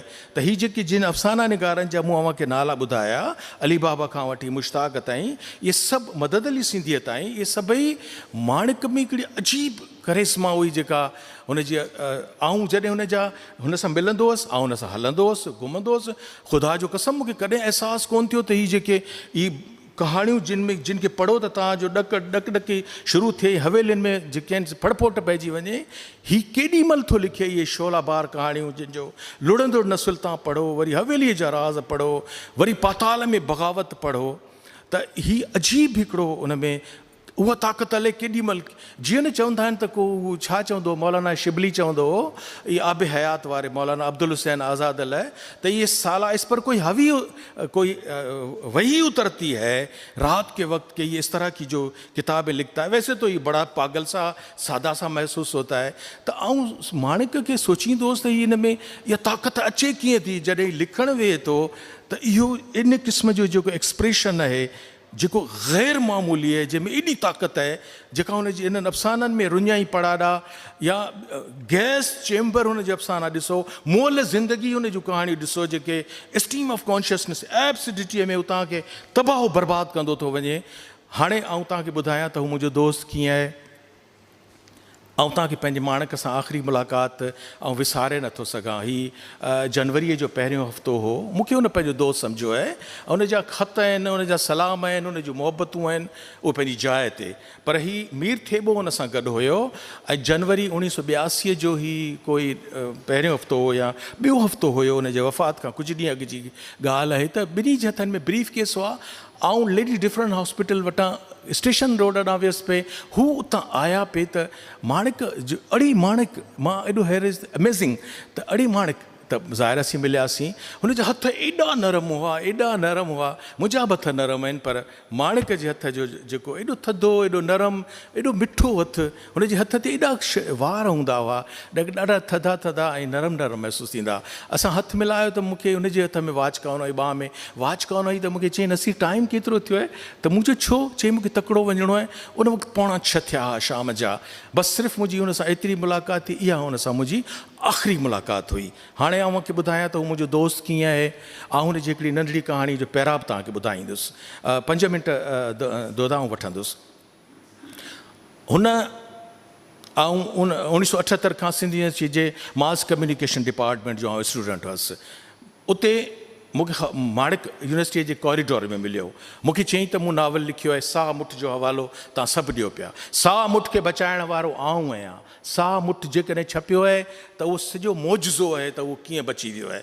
मूंखे चयईं त मूं इन जो स्क्रिप्ट ॾिनो आहे इमदाद चांडे खे। इमदाद चांडे खे तव्हां सभु सुञाणो था, हू पंहिंजे दौर जो DSF जो इंतिहाई इनकलाबी, जंहिंजे वधि में वधि सिंध में जेकॾहिं कोड़ा लॻाइनि त या दोदे खे लॻाइनि, दोदो मतिलबु दोदे महरीअ खे लॻाइनि, या वधि में वधि कोड़ा जेकॾहिं लॻाइनि त पोइ असांजे इन प्यारे इमदाद चांडे खे लॻाइनि, DSF वारे खे। त माणिक मूंखे चयो त मुंहिंजो नॉवल आहे साह मुठ में, नसीर इहो तूं हिन खां हथु कर, ऐं इहो हिनजी हुनजो जेको रूम आहे हॉस्टल जो, उन ते वटि रखियलु आहे। यकीन करियो त 2-4 ॾींहंनि में आउं त ख़ैर हुन खां नॉवल वठी आयुसि। उहो मुंहिंजी कस्टडीअ में अची वियो नॉवल। कॾहिं थियो? 1980 में। इहो नॉवल मुंहिंजे 81 या 80 आहे, जॾहिं जेको मुंहिंजो यूनिवर्सिटी पीरियड आहे, उहो मूं पंहिंजे कस्टडीअ में रखियो। 2-3 ॾींहंनि खां पोइ ख़बर पई त असांजो हीउ DSF जे उन कमरे ते छापो लॻो आहे। छापो ताईं सम्झो था त जेकॾहिं लॻे ऐं उन खां पोइ DSF जे शागिर्द जो इहो छा माणिक जो इहो नॉवल बचे, क़तअन न बचे, उहो नॉवल मुंहिंजे हथ में अची वियो। मूंखे चयईं तूं हिन जो प्रीव्यू बि कर। छा मुंहिंजी उमिरि हूंदी 21 साल, 20 साल, 22 साल, ऐं त मूंखे चयईं तूं हिन जो प्रीव्यू कंदे। ही हिकिड़े दोस्त जी हैसियत तां मूंखे ट्रस्ट पियो करे त तूं हिनखे पढ़ी मूंखे पंहिंजो प्रीव्यू ॿुधाए त छा करणु घुरिजे। नावल जॾहिं मूं घर वञी पढ़ियो त यकीन करियो उहो हिकिड़ो प्रोफेसर जी कहाणी आहे। ॾाढो सुठो न थिए मकालो, हिकिड़ो तमामु एब्सिडिटीअ जो ज़बरदस्त हिकिड़ी कहाणी आहे हुन में जेका अंदरि मौजूदु आहे। मौजूदु इहा आहे त उन प्रोफेसर खे जेको हर क़िस्म जी इन्वॉल्व रहे थो, जेके बि असांजूं सरगर्मियूं हिकिड़े वतन परस्त, हिकिड़े सिंध परस्त जूं थी सघनि थियूं, उहे उन में सभु कुझु तव्हांखे नज़र ईंदो। यकीन करियो आउं कारनि कपिड़नि में बीठो आहियां। मूं जॾहिं राति जो उहो नॉवल पढ़ियो ऐं उन खां पोइ जॾहिं सुतुसि त मूंखे लॻो त सभु एजेंसीज़ आहिनि जेके ईअं पाछुलनि वांगुरु मुंहिंजे घर जे दीवारुनि ते लहनि पियूं। मूंखे एॾो हुन ख़ौफ़ में मुब्तला कयो उन नॉवल, जेको उन प्रोफेसर, जेको हुनजो रोल कैरेक्टर आहे। उन खां पोइ मूं अव्हांखे चयो त इहो बचो कीअं, नावल कीअं, हाणे इहो छपिजे कीअं। हीउ ज़ियाउल जो ज़मानो 88 ताईं हले पियो, 83, 84, 85। हिन नावल जो आउटलेट छा आहे, इहो केॾांहुं वञे। त पोइ मूं वलीराम वल्लभ सां ॻाल्हि कई। उन हिंदुस्तान में बॉम्बे में मोहन कल्पना सां ॻाल्हि कई। मोहन कल्पना चयो त कंहिं तरीक़े सां इहो स्मगलिंग थी वियो, जेको नॉवल सरहद पार थी मोट ताईं पहुचे, त पोइ आउं उनखे शाया कराईंदुसि। मूं मसवदो सॼे जो सॼो वलीराम साहिब जे सुपुर्द कयो। वलीराम पंहिंजे हिंदुस्तान वेंदड़ दोस्त खे अंदरि पोथियुनि में वेढ़े सेड़े मोकिलियो, जिते इहो नॉवल तमामु शाया निशान तरीक़े सां छपिजी आयो। ऐं ईअं सम्झो त जेको DSF जे छापे में इहो गुम थी वञण वारो हो, इहो तमामु अहम नॉवल, इनकलाबी नॉवल जेको बची वियो ऐं पोइ उहो शाया थियो। ऐं आख़िरी ॻाल्हि जेका करणु चाहियां थो त माणिक जेको आहे उहो साहिब असलोब हुयो। जेसिताईं तव्हांखे को डिक्शन न आहे न त तव्हीं कुझु न आहियो, भले तव्हीं केॾा बि सुठो तव्हां थॉट्स ज़बरदस्त हुजनि, तव्हां शॉर्ट स्टोरी राइटर हुजो, तव्हां शाइर हुजो, जेकॾहिं तव्हीं पंहिंजो रस्तो नथा ठाहियो, जीअं मदद अली सिंधीअ ठाहियो आहे, जीअं नूरुल हुदा शाह ठाहियो आहे, जीअं तारिक आलम अबड़े ठाहियो आहे, ईअं ई जेकॾहिं तव्हां पंहिंजी फिक्शन में नथा पंहिंजो को रस्तो ठाहे सघो त पोइ तव्हीं दुधड़ में गुम थी वेंदव।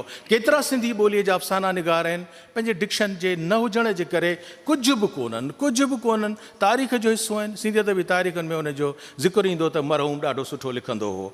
हाणे तव्हीं ॾिसो त आख़िरी ॻाल्हि थो कयां त कारी हिकिड़ो अहिड़ो मौज़ू आहे जंहिं ते तव्हांखे अदा मदद खे सभिनी खे काए साहब वारनि खे ख़बर आहे त सुठे में सुठी कहाणी जेका आई हुई उहा सींध हुई, जेका शेख अयाज़ साहब जे ज़माने में शेख अयाज़ जे फरमाइश ते आख़िरी कहाणी जमाल अबड़े, हीअ त असांजे ॿोलीअ जा बादशाह आहिनि न, जमाल अबड़ो साहब ऐं ग़ुलाम रब्बानी आगरे खां वधीक सिंधी ॿोली केरु थो लिखी सघे।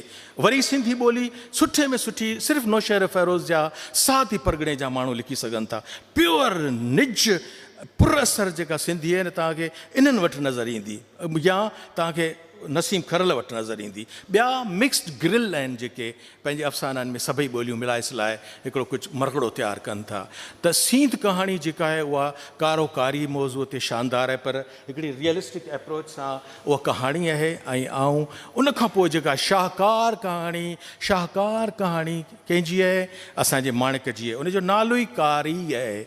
इहो अफ़सानो टिमाही महिराण में शाया थियल आहे, पर उनखां पहिरीं हिते छाकाणि त असां नूर मस्जिद में लालटीन राति हुई, रोशनी कोन हुई, मोनी बाज़ार असीं वियासीं, निसार हुसैनी साईं उनजो बाबा साईं रोए पियो, ख़बर पई त माणिक साहब जिन ख़ुदकशी कई, पर असांखे यकीन न पियो अचे त को माणिक साहब जहिड़ी एॾी जेको पंहिंजी रियलिस्टिक एप्रोच में कम्युनिस्ट हुयो, जेके ज़िंदगी ऐं सुभाणे कम्युनिस्टनि जो एप्रोच छा हूंदी आहे, कल सुबह होगी फिर सुबह होगी, कम्युनिस्ट असां एब्सर्डिटीअ में आहियूं, मायूस आहियूं, असांखे कुझु कोन्हे। त माणिक त हिकिड़ो पुरउमीद क़िस्म जो राइटर हुयो।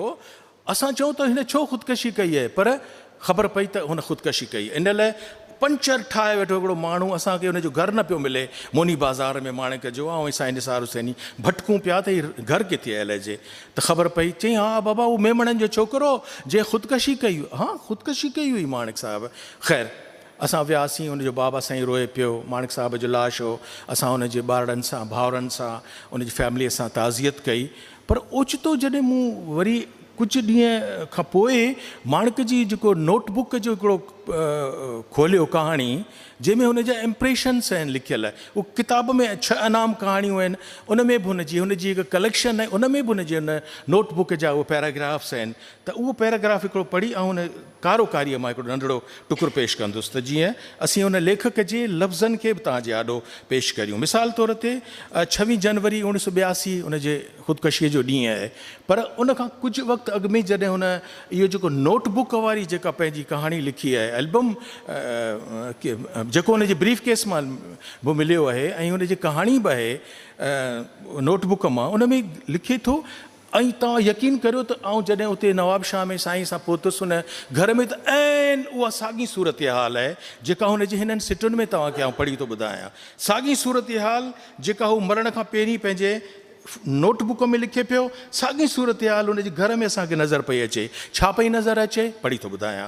लिखे थो, घर में मातम रोज़ राड़ो, पाड़े में अफ़सोस ऐं ॾुख, केॾो शरीफ़ ऐं प्यारो हो, ख़ामोश तब सुलछणो ज़िंदगीअ में, वीचारे छा ॾिठो नौजवानीअ में ई, हाय अहिड़ा सदोरा सबा जा वरी किथे था ॼमनि। त ही ऐन हस्बे हाल हुन बिल्कुलु ॼण पंहिंजे वफ़ात खां पहिरीं जी जेको पोर्ट्रे आहे उहो हिन में कयो आहे। हाणे हुनजी कहाणी आहे कारोकारी, जेका असांजे जमाल अबड़े साहब सींध लिखी आहे। तव्हां सभु माशाल्लाह तमामु सुठा पढ़ियल लिखियल वारा आहियो, तव्हां सींध सभिनी पढ़ी हूंदी। सींध हिकिड़ी रियलिस्टिक एप्रोच सां जीअं जमाल साहब कहाणियूं लिखंदो हो ईअं आहे, उन में पूरी कहाणी आस्ते आस्ते उभरी साम्हूं थी अचे। पर कारोकारीअ खे असांजे माणिक साहब स्ट्रीम ऑफ कॉन्शियसनेस न हिकिड़े स्क्रीन प्ले जेके ड्रामो सम्झनि था उन जो हिकिड़ो स्क्रीन प्ले थींदो। ऐं तव्हांखे विच में ॿुधाईंदो हलां त माणिक PTV ते बि ड्रामा लिखिया ऐं साईं निसार हुसैनी जे लाइ असांजो कलीज डे जो जेको प्रोग्राम आहे उन लाइ माई बख़्तावर, अॼु ताईं माई बख़्तावर ते कंहिं बि नाटक कोन लिखियो आहे, माणिक नाटक लिखियो आहे। त उन स्क्रीन प्ले में जेको कहाणी लिखी आहे असांजे माणिक कारोकारी, उन जो पैराग्राफ पढ़ी ऐं तव्हां खां इजाज़त वठां थो। उन में उन कहाणी जो ड्रॉबैक रुगो इहो आहे त हीउ जेको मर्द ज़ात आहे न, ये बड़ा है मर्द ज़ात, उन जो रुगो मतिलब सां कमु हूंदो आहे। पोइ इहे मर्द जी तव्हां वधीक कुझु नथो करे चई सघां सवाइ इन जे त उन में कारोकारीअ में मर्द जेको आहे न उहो ऐन मौक़े ते जॾहिं छापो थो लॻे त हू उहो ई थो थिए जेको मर्द थींदो आहे। माना लोढ़ो टिपी त अचे थो पर लोढ़े टिपी भॼण में बि तकड़ थो करे, देरि त नथो करे। माणिक लिखे थो कारोकारीअ में, ॾिसो हीअ स्क्रीन प्ले 2-4 सिटूं आहिनि, बसि उन ते ॻाल्हि ख़तमु कंदुसि। हीअ मुंहिंजी मजलिस हुई जंहिंजो फ़ज़ाइल खां पोइ मसाइब अची वियो। पहिरीं त हुनजो ख़ूबसूरत सीनारियो ॾिसो, जॾहिं ॿ मोहबत करण वारा मिलनि था, हू हुनखे सॾे थो, हू उते पुठियां किथे झंग में अची वई आहे। हू जेका हिकिड़े राजा आहे ते ख़ानदान जी ख़ातून आहे, पर हीअ सभु हीर रांझ आहे। तव्हां ॾिसंदो न जॾहिं हीर ऐं रांझे सां, रांझो हीर सां जॾहिं झंगल ऐं ॿेले में हुनखां हेॾा होॾा इश्क था कनि त पोइ उन वक़्तु हुननि जी जेका कन्वर्ज़ेशन आहे उहा तव्हां वारिस शाह वटि पढ़ी सघो था, कमाल जी आहे। ऐं हिन वक़्तु पढ़ां थो माणिक जा लफ़्ज़। माणिक लिखे थो बाहुनि जा हार, चुमिन जी वरखा। हीअ ॿ महबूब पखी पाण में मिलनि पिया, पर नतीजो जिते पहुचे थो उते आउं ॻाल्हि ख़तमु कंदुसि। माणिक लिखे थो जॾहिं हू ॿई पाण में कारोकारी जेको बज़ाहिर असांजे नज़रुनि में, पर उहे जॾहिं प्यार करणु लविंग बर्ड में पाण मिलनि था। बाहुनि जो हार, चुमिन जी वरखा, जिभुनि जो अटकाव, ही स्क्रीन प्ले स्टाइल आहे तहरीर जो। बाहुनि जो हार ऐं चुमिन जी वरखा, जिभुनि जो अटकाव, साणनि लिंगनि खे कितकिताई कंदड़ उमालक कन वॼा, माना ख़तरे जी घंटी। उमालक कन वॻा पाछूला अॻिते वधंदड़, ऐं हंज में पियो हुजई न उथजई, हंज में पियो हुजई न उथजई मुड़ुस थिजांइ। होकारा होकारा होकारा मतां मतां वञई थो झलक जा, हैफ़ अथसि न वई आहीं रन। अधो उमालक चोटीअ में हथ अचई थो कुहाड़ीअ जो चमकाट, कंध लड़ियल धक मथां धक, ज़बको गिड़कायल कीकड़ाट। राति जे ऊंदाहिन सांतीकनि समुंड जे पेट अंदरि रुगो रड़ियूं, मुड़ुस टिप ॾेई उथियल वञई थो झलक जाए, भॼई थो भॼई थो भॼई थो। सकरन शुगर मिल जे भरिसां उते उनखे प्राइमरी मास्तरी मिली, ऐं हू मुंहिंजे चाचो जेको मोला बख़्श सुमरो सकरन में जेको आहे सो तालके मास्तर हूंदो हो, त उते हिकु या ॿ दफ़ो मूं ॾिठो त पघार वठणु ईंदो हो। ऐं संदसि घरवारी बि मास्तराणी हुई जेका असां पाण बि ॾिठी। ऐं आउं DCI स्कूल नवाबशाह में पढ़ंदो हुउसि। ऐं साईं इहा जेका ॻाल्हि कई तमामु सुठी नसीर साहब, त संदसि जेका घरवारी हुई उहा मौली माज़ तमामु हिकिड़ो वॾो माण्हू हो, तमामु वॾो माण्हू हो, उन जी पोटी हुई। ऐं डॉक्टर अनवर हुनजो वालिद जेको हींअर शायदि अमेरिका में रहे थो, उन जी न्याणी हुई। ऐं माणिक मुंहिंजे ख़्याल में त जेको कुझु लिखियो सिंधीअ में कंहिं बि हिन लेवल जो न लिखियो। हुन अदब जूं जेके सिन्फ़ूं आहिनि, मां हिकिड़ी सिन्फ़ तव्हां सां शेयर कंदुसि। सिंधी यूनिवर्सिटीअ में मां इंग्लिश लिटरेचर जो स्टूडेंट रहियो आहियां। 1988 में मार्क ट्वेन जो हिकिड़ो नाविल हो साउंड एंड फ्यूरी, असांखे पढ़ायो वियो। त उहो जॾहिं असांखे उस्ताद ॾिनो त असांखे सम्झ में न आयो। असां चयो हीअ छा आहे? त उस्ताद चयो त तव्हां पाताल में बग़ावत पढ़ी आहे?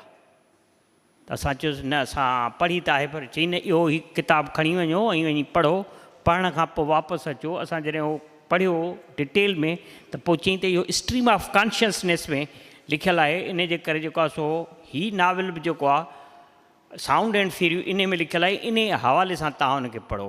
पोइ स्ट्रीम ऑफ कॉन्शियसनेस जो असां चयो त हिन सिंधीअ में तर्जुमो छा थींदो? पोइ असां जुणे जो साहिबु अब्दुल जब्बार जुणे जे साहिब वटि वियासीं, स्टूडेंट हुआसीं। त उन चयो बाबा हिन जो शऊरी वहिकिरो थींदो। हाणे शऊरी वहिकिरो केॾो ज़बरदस्त, जंहिंजो पाताल में बग़ावत सॼो शौरी वहकिरे में लिखियलु आहे। तंहिंजे करे माणिक जेको आहे सो पंहिंजूं सभई लिखड़ियूं लुड़ंदड़ ॾिसल कमाल जो नाविल आहे। मां नथो सम्झां त सिंधीअ में कंहिं माण्हू लिखियो हूंदो। असां बि केतिरा नाविल पढ़िया हूंदा, पर हिन जो नाविल लुड़ंदड़ नसुल, पाताल में बग़ावत, हवेलीअ जा राज़। हवेलीअ जा राज़ मूंखे यादि थो अचे त हवेलीअ जे राज़ किताब जॾहिं छपियो हो त उन किताब ते बंदिश पई या उन्हनि माण्हुनि उतां खणाए छॾियो। मूंखे यादि आहे त मुंहिंजो वॾो भाउ डॉक्टर मुश्ताक सुमरो, हिन वक़्तु he is in paediatrician in London, उन उहो किताबु हथ सां लिखियो हो जेको मूं वटि मौजूदु आहे। माना उन्हनि ॾींहंनि में हिकिड़ो असांजो अब्दुरहमान मंगियो साहिबु हो, सिद्दीक़ मंगियो वॾो राइटर आहे, उनजो वालिद हो। असांजे पाड़े में उनजी 10,000 किताबनि जी लाइब्रेरी। उन चयो चई आउं ॾींदुसि कोन, पर तव्हांखे ॾींदुसि, तव्हां भली हिन ते लिखी छॾियो, नोट कयो। तॾहिं फोटोस्टेट जो अहिड़ो कोन हो। तंहिंजे करे माणिक तमामु वॾो लेखक हो। ऐं मुंहिंजे ख़्याल में आउं अयूब साहिब खे हिकिड़ो अर्ज़ु कंदुसि त माणिक जी बायोग्राफी लिखी वञे, छाकाणि असां वटि रवाज जो न आहे त बायोग्राफी लिखी वञे। तंहिं करे कंहिं माण्हू खे जेको तव्हां जंहिं माण्हूअ जो असद कीरे जो ज़िक्र कयो आहे, उन तमामु वॾो उन ते कमु कयो आहे। हींअर मज़ूर आहे, मुंहिंजो दोस्त आहे, असीं नंढपण जा दोस्त आहियूं। जेकॾहिं तव्हां उनखे चओ त जेकॾहिं बायोग्राफी उनजी लिखी वञे त मां सम्झां त इहो वॾो थोरो थींदो।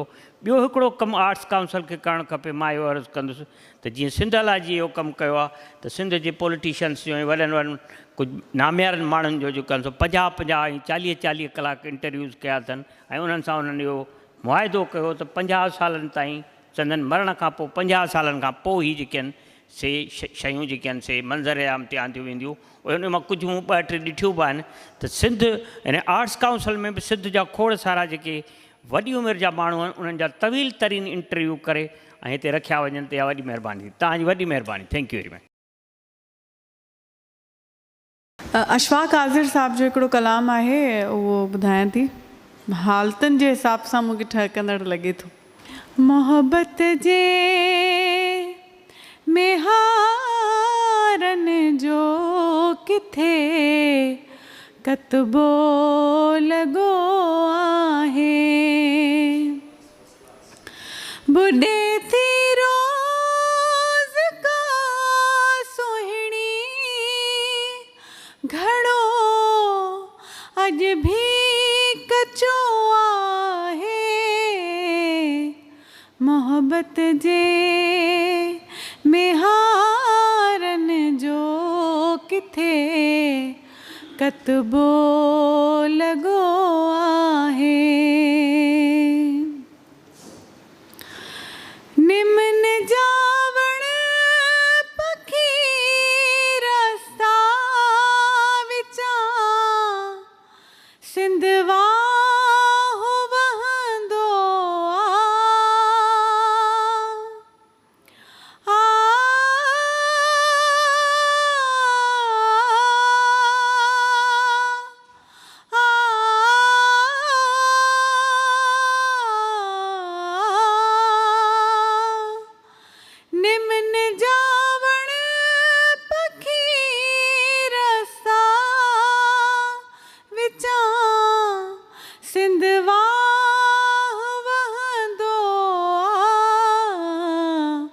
असांजो गोठ ही तुंहिंजी जवानीअ जो हिसो आहे।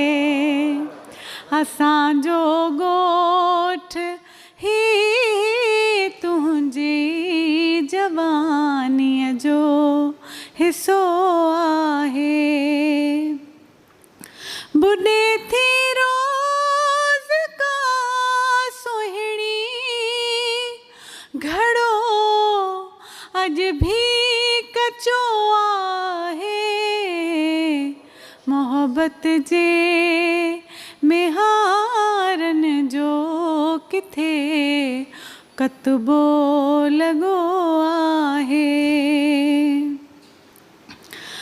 सदिन जा सॾ वरनाए लथी भिट शाह ते हूंदी।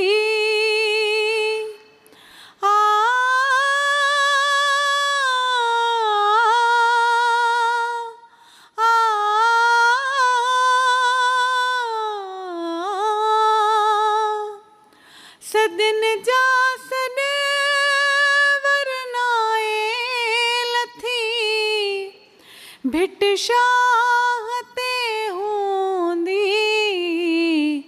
पुछी थो छो तंबूरो थी तन मुंहिंजो वॻो आहे पुछी थो छो तंबूरो थी तन मुंहिंजो वॻो आहे बुॾे थी रोज़ का सुहिणी घड़ो अॼु भी कचो आहे मोहब्बत जे मेहारनि जो किथे कतबो लॻो आहे।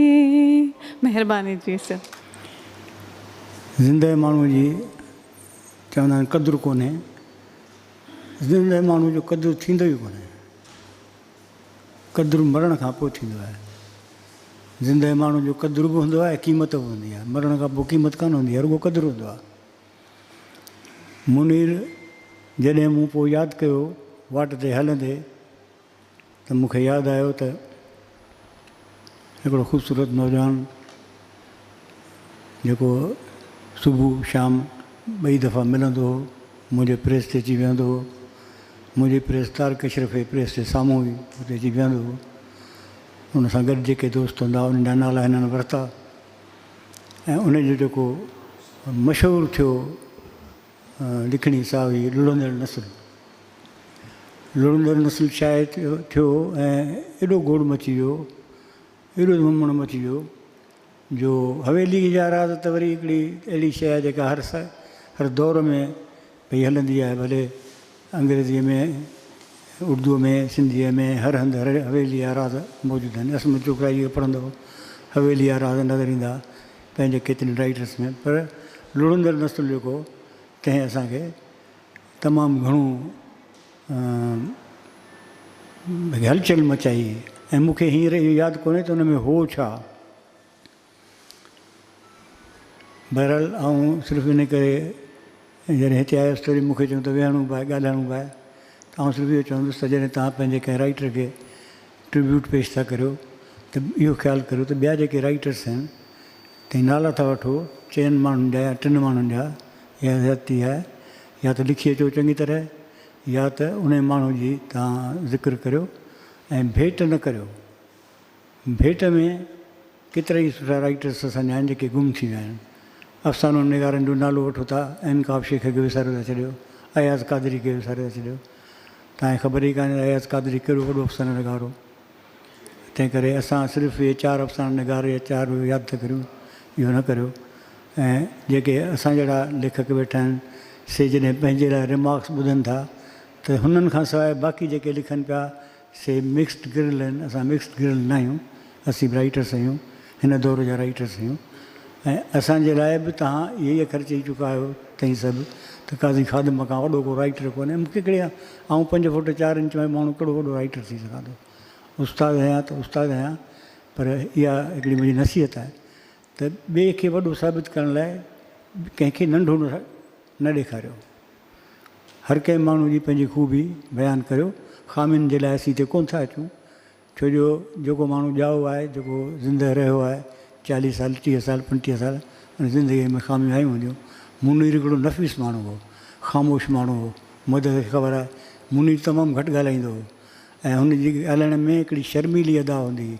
लिखणु हुनजो जेतिरो बेबाक हो ओतिरो ॻाल्हाइण में हुनजो शर्मीली अदा हूंदी हुई। अॼु मूंखे ख़बर पई आहे त हमीद सिंधी जो माइट हो, असांखे इहा बि ख़बर कान हुई। असां त रुॻो मुनीर खे ॾिठो ऐं जॾहिं हुनजी हुन ख़ुदकशी कई त ॾाढो सदमो पहुतो हो।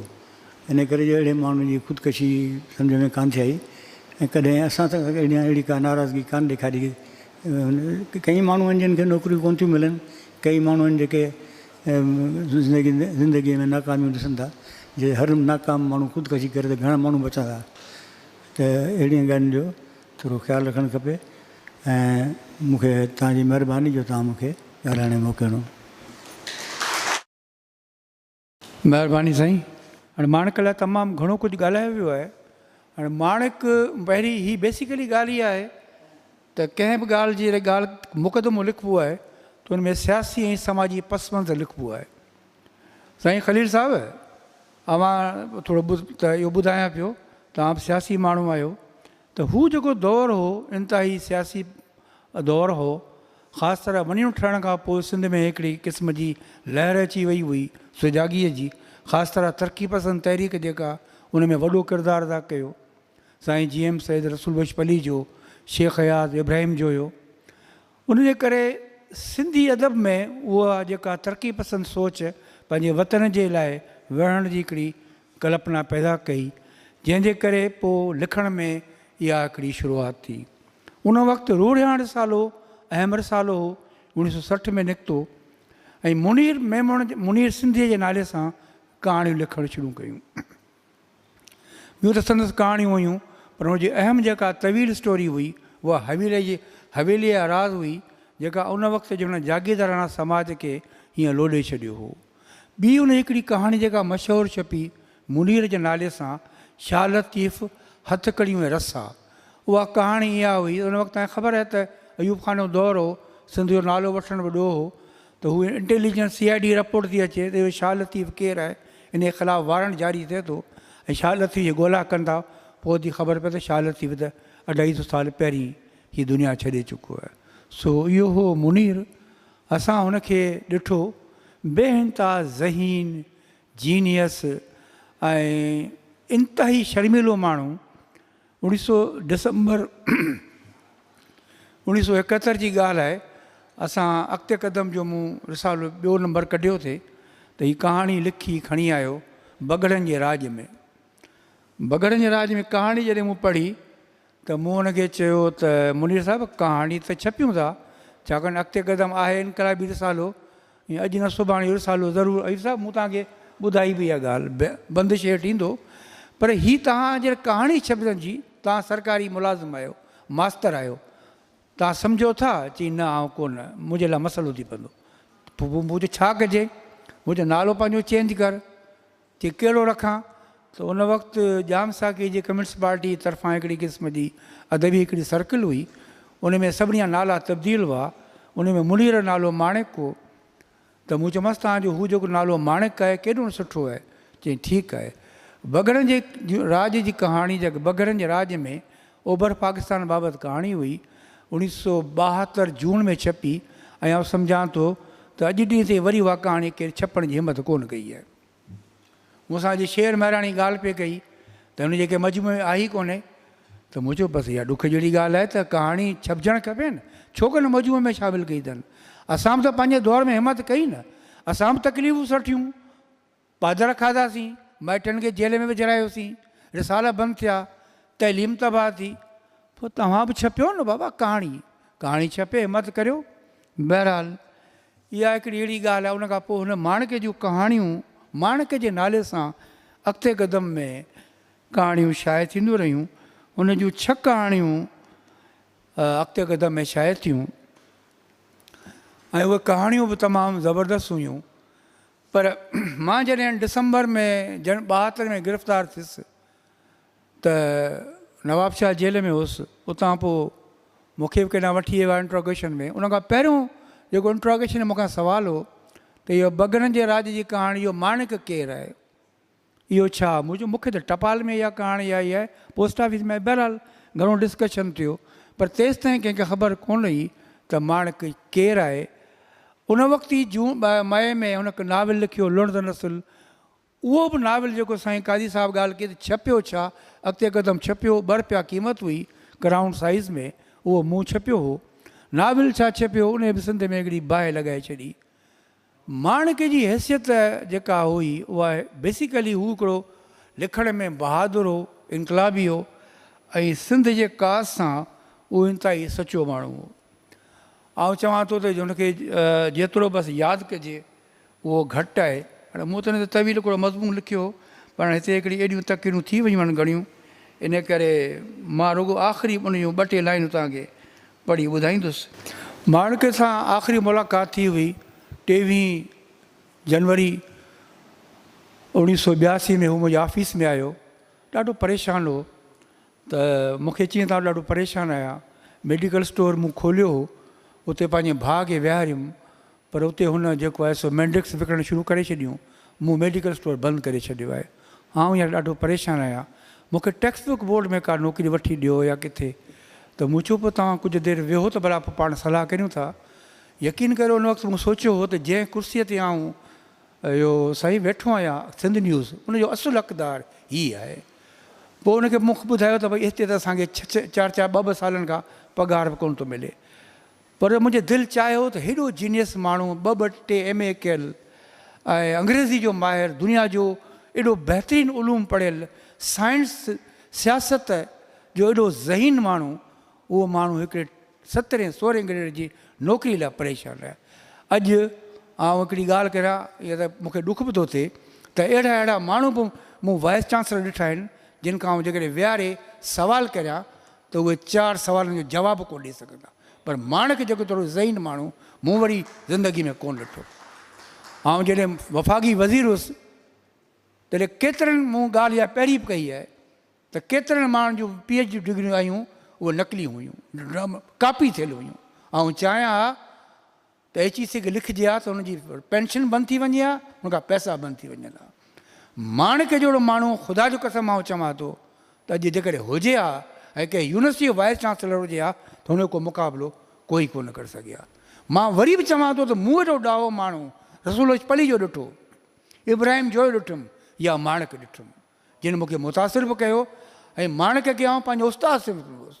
ऐं हिकिड़ी ॻाल्हि थो ॿुधायांव, GSN फेडरेशन जो कन्वेंशन दादूअ में मूं चयोमांसि मुंहिंजे साहिबु हिकिड़ी तकीर लिखी ॾियो। 30 पेजनि जी हुन मूंखे तकीर लिखी ॾिनी, सिंध जी सियासत जा तजिया, मुस्तक़बिल, GSN वारनि खे छा करणु खपे, तरक़ी पसंदी। उहा तकीर एॾी त मां त हैरत में अची वियुसि, हिन माण्हू जो सियासत ते, क़ौमी सियासत जो केॾो उबूर आहे। इतफ़ाक़ आहे जो हुते जलसे में छापो ते लॻो, असां पाणीअ में निकितासीं, वाह में उहा तकीर किरी पई तरणु, त मूंखे ईंदो ई कोन हो। सो इहा तकीर ज़ाहिर थी वई। हुनजो तव्हां लुणत नस्ल पढ़ी ॾिसो, हुन जूं तहरीरूं पढ़ी ॾिसो त तव्हांखे हू एॾो मथां नज़र ईंदो जंहिंजी का इंतिहा कान्हे। सो आउं कॾहिं कॾहिं सोचींदो आहियां त ख़्वाब जेके ॾिसनि था माण्हू, उहे ख़्वाब ॾिसंदड़ वीचारा दुनिया खे तब्दील करण जा ख़्वाब सिंध वञण जे जकड़ में क़ैद हुई। हिकु दफ़ो मूं तकीर कई हुई त बाबा जी जेके तव्हां सूबाई वज़ीर थियो वेठा आहियो, इहे जेके कामोरा चए वेठा आहियो कंध में हेॾियूं किलियूं हणी, जेकॾहिं वञणु न टुटिया तव्हां मुख़्तियार करे अॻिते वधी कोन थिए सघिया। मूंखे यादि आहे काज़ी साहिबु, हिकिड़ो उस्मान अली ईसानी डिप्टी कमिश्नर हूंदो हो, अलाह अलाह ख़ैर सलाह, DIG SP सां मथे जी ॻाल्हि आहे, SP बि कोई कोन हूंदो। इहो वञणु टो, जंहिंजे वञणु टोड़ण में इन्हनि माण्हुनि जी ख़िदमतूं हुयूं, जंहिंजे करे अॼु इहे कमिश्नर थिया, सेक्रेटरी थिया। मूंखे यादि आहे हिकिड़े सेक्रेटरी वटि वियुसि, वेठे बि हथु ॾिनी, उहो मुंहिंजो बाबा उथी हथु त ॾे, इहो कंध में किली लॻल थी, इहो असीं वञूं न टोड़ायूं आहे त तूं मुख़्तियार करे अॻिते न वधी आहे। इहा हुई सिंध जी सियासी सुजागी में। अॼु हीउ जेको बि समर आहे उहो उन्हनि माण्हुनि जी ख़िदमत आहे, जिन माण्हू ख़िदमतूं कयूं, जेल सटूं, सिंधी शागिर्दनि जी वॾी ख़िदमतूं आहिनि, सिंधी लिस्टुनि जी तहरीक। उन ॾींहुं अख़्तर बलोच जो फंक्शन मूंखे यादि आहे, एॾी ऊंदाहे छांइजी वई उन वक़्तु जंहिंजी इंतिहा कान्हे। हर सियासी कैदी बंदि थी, छोकिरा जेलनि में, हर पासे छापा, कादी फैज़मंद वारा।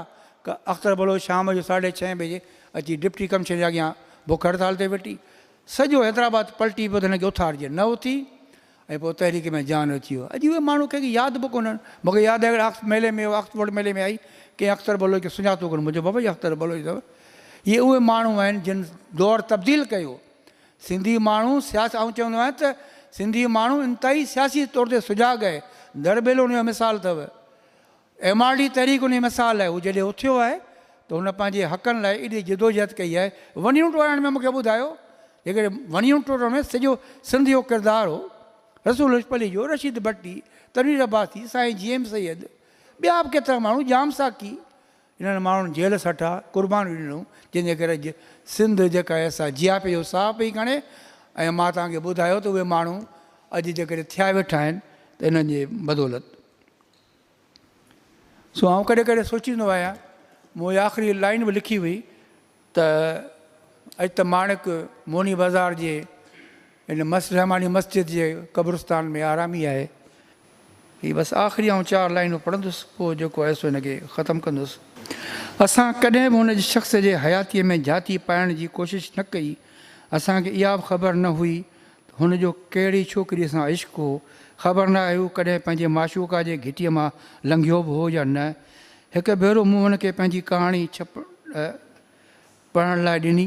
हुन मूंखे एडिट करे कहाणीअ जी एॾी त शिकिल चेंज करे छॾी जो मां हैरत में अची वियुसि त कहाणीअ जो हीउ केॾो न वॾो ॾाहो माण्हू आहे। ज़िंदगी ॾाढी तलख़ आहे। ज़िंदगी जी का बि ख़ूबसूरत शफ़क़ शाम ते कॾहिं बि ख़्वाब में अहिड़े माण्हू ॾे लड़ी नथी अचे जो ख़्वाब त दिलि खे परभाईंदा आहिनि, सपननि जी दुनिया में काई जोति जलाईंदा आहिनि, आईंदे जा सपना ॾेखारींदा आहिनि। मथे ज़िक्र कयमि त असांजी हयातीअ में इश्क़ लाज़मी आहे। घड़ी लाइ सही पल खणी छो न को इसरार थी अची माण्हू ते इश्क़ करे, पर माणिक कॾहिं इहो न ॿुधायो त हुन ज़िंदगी में कहिड़े क़िस्म जो हो। हयाती जा ग़म सलण लाइ भले कोई साम्हूं न हुजे, पर छड़ो तसवुर जाना बि गनीमत हूंदो आहे। ऐं इहो अहसासु इंसान जेको ख़्वाब ॾिसनि था कंहिं ख़ूबसूरत ज़िंदगी जा बदिलाइण जा ख़्वाब, उहे लेखक जेके ख़्वाब ईअं था ॾिसनि ॼण ज़िंदगी ख़ूबसूरत आहे, ज़िंदगी बदिलाइजे, सपना लही था अचनि, उहे पल वक़्त जे बेरहम जलादनि सां शिकस्त खाई वञनि था। वक़्तु भली खेनि केॾो बि हीणो ऐं गुनाहगार छो न चवे, पर चांडोकी में फुटंदड़ राबेल जा अछा कीर जहिड़ा ऐं रोहिड़े जा ॻाढ़ा गुल संदन सुर्ख़ू थियण जी शायदि ई ॾींदा रहंदा आहिनि। मशहूरु फ़ारसी शाइर अब्दुल क़ादिर बेदल चयो हो, मुंहिंजे क़त्ल जो सबबु लाला रुख़नि खां पुछ, हुननि जो एतिरो चवणु काफ़ी आहे त हीउ गुनाहगार आहे। ज़माना बड़े गौर से सुन रहा था, हम ही सो गए दास्तां कहते कहते। तव्हांजी महिरबानी। इस ते वेठल तव्हां सभिनी महिमाननि जी महिरबानी, हैदराबाद खां आयल दोस्तनि जी महिरबानी, तव्हां सभिनी जी महिरबानी, तव्हां हिन प्रोग्राम में शरीक थिया। इंशाल्लाह नेक्स्ट प्रोग्राम में वरी गॾु।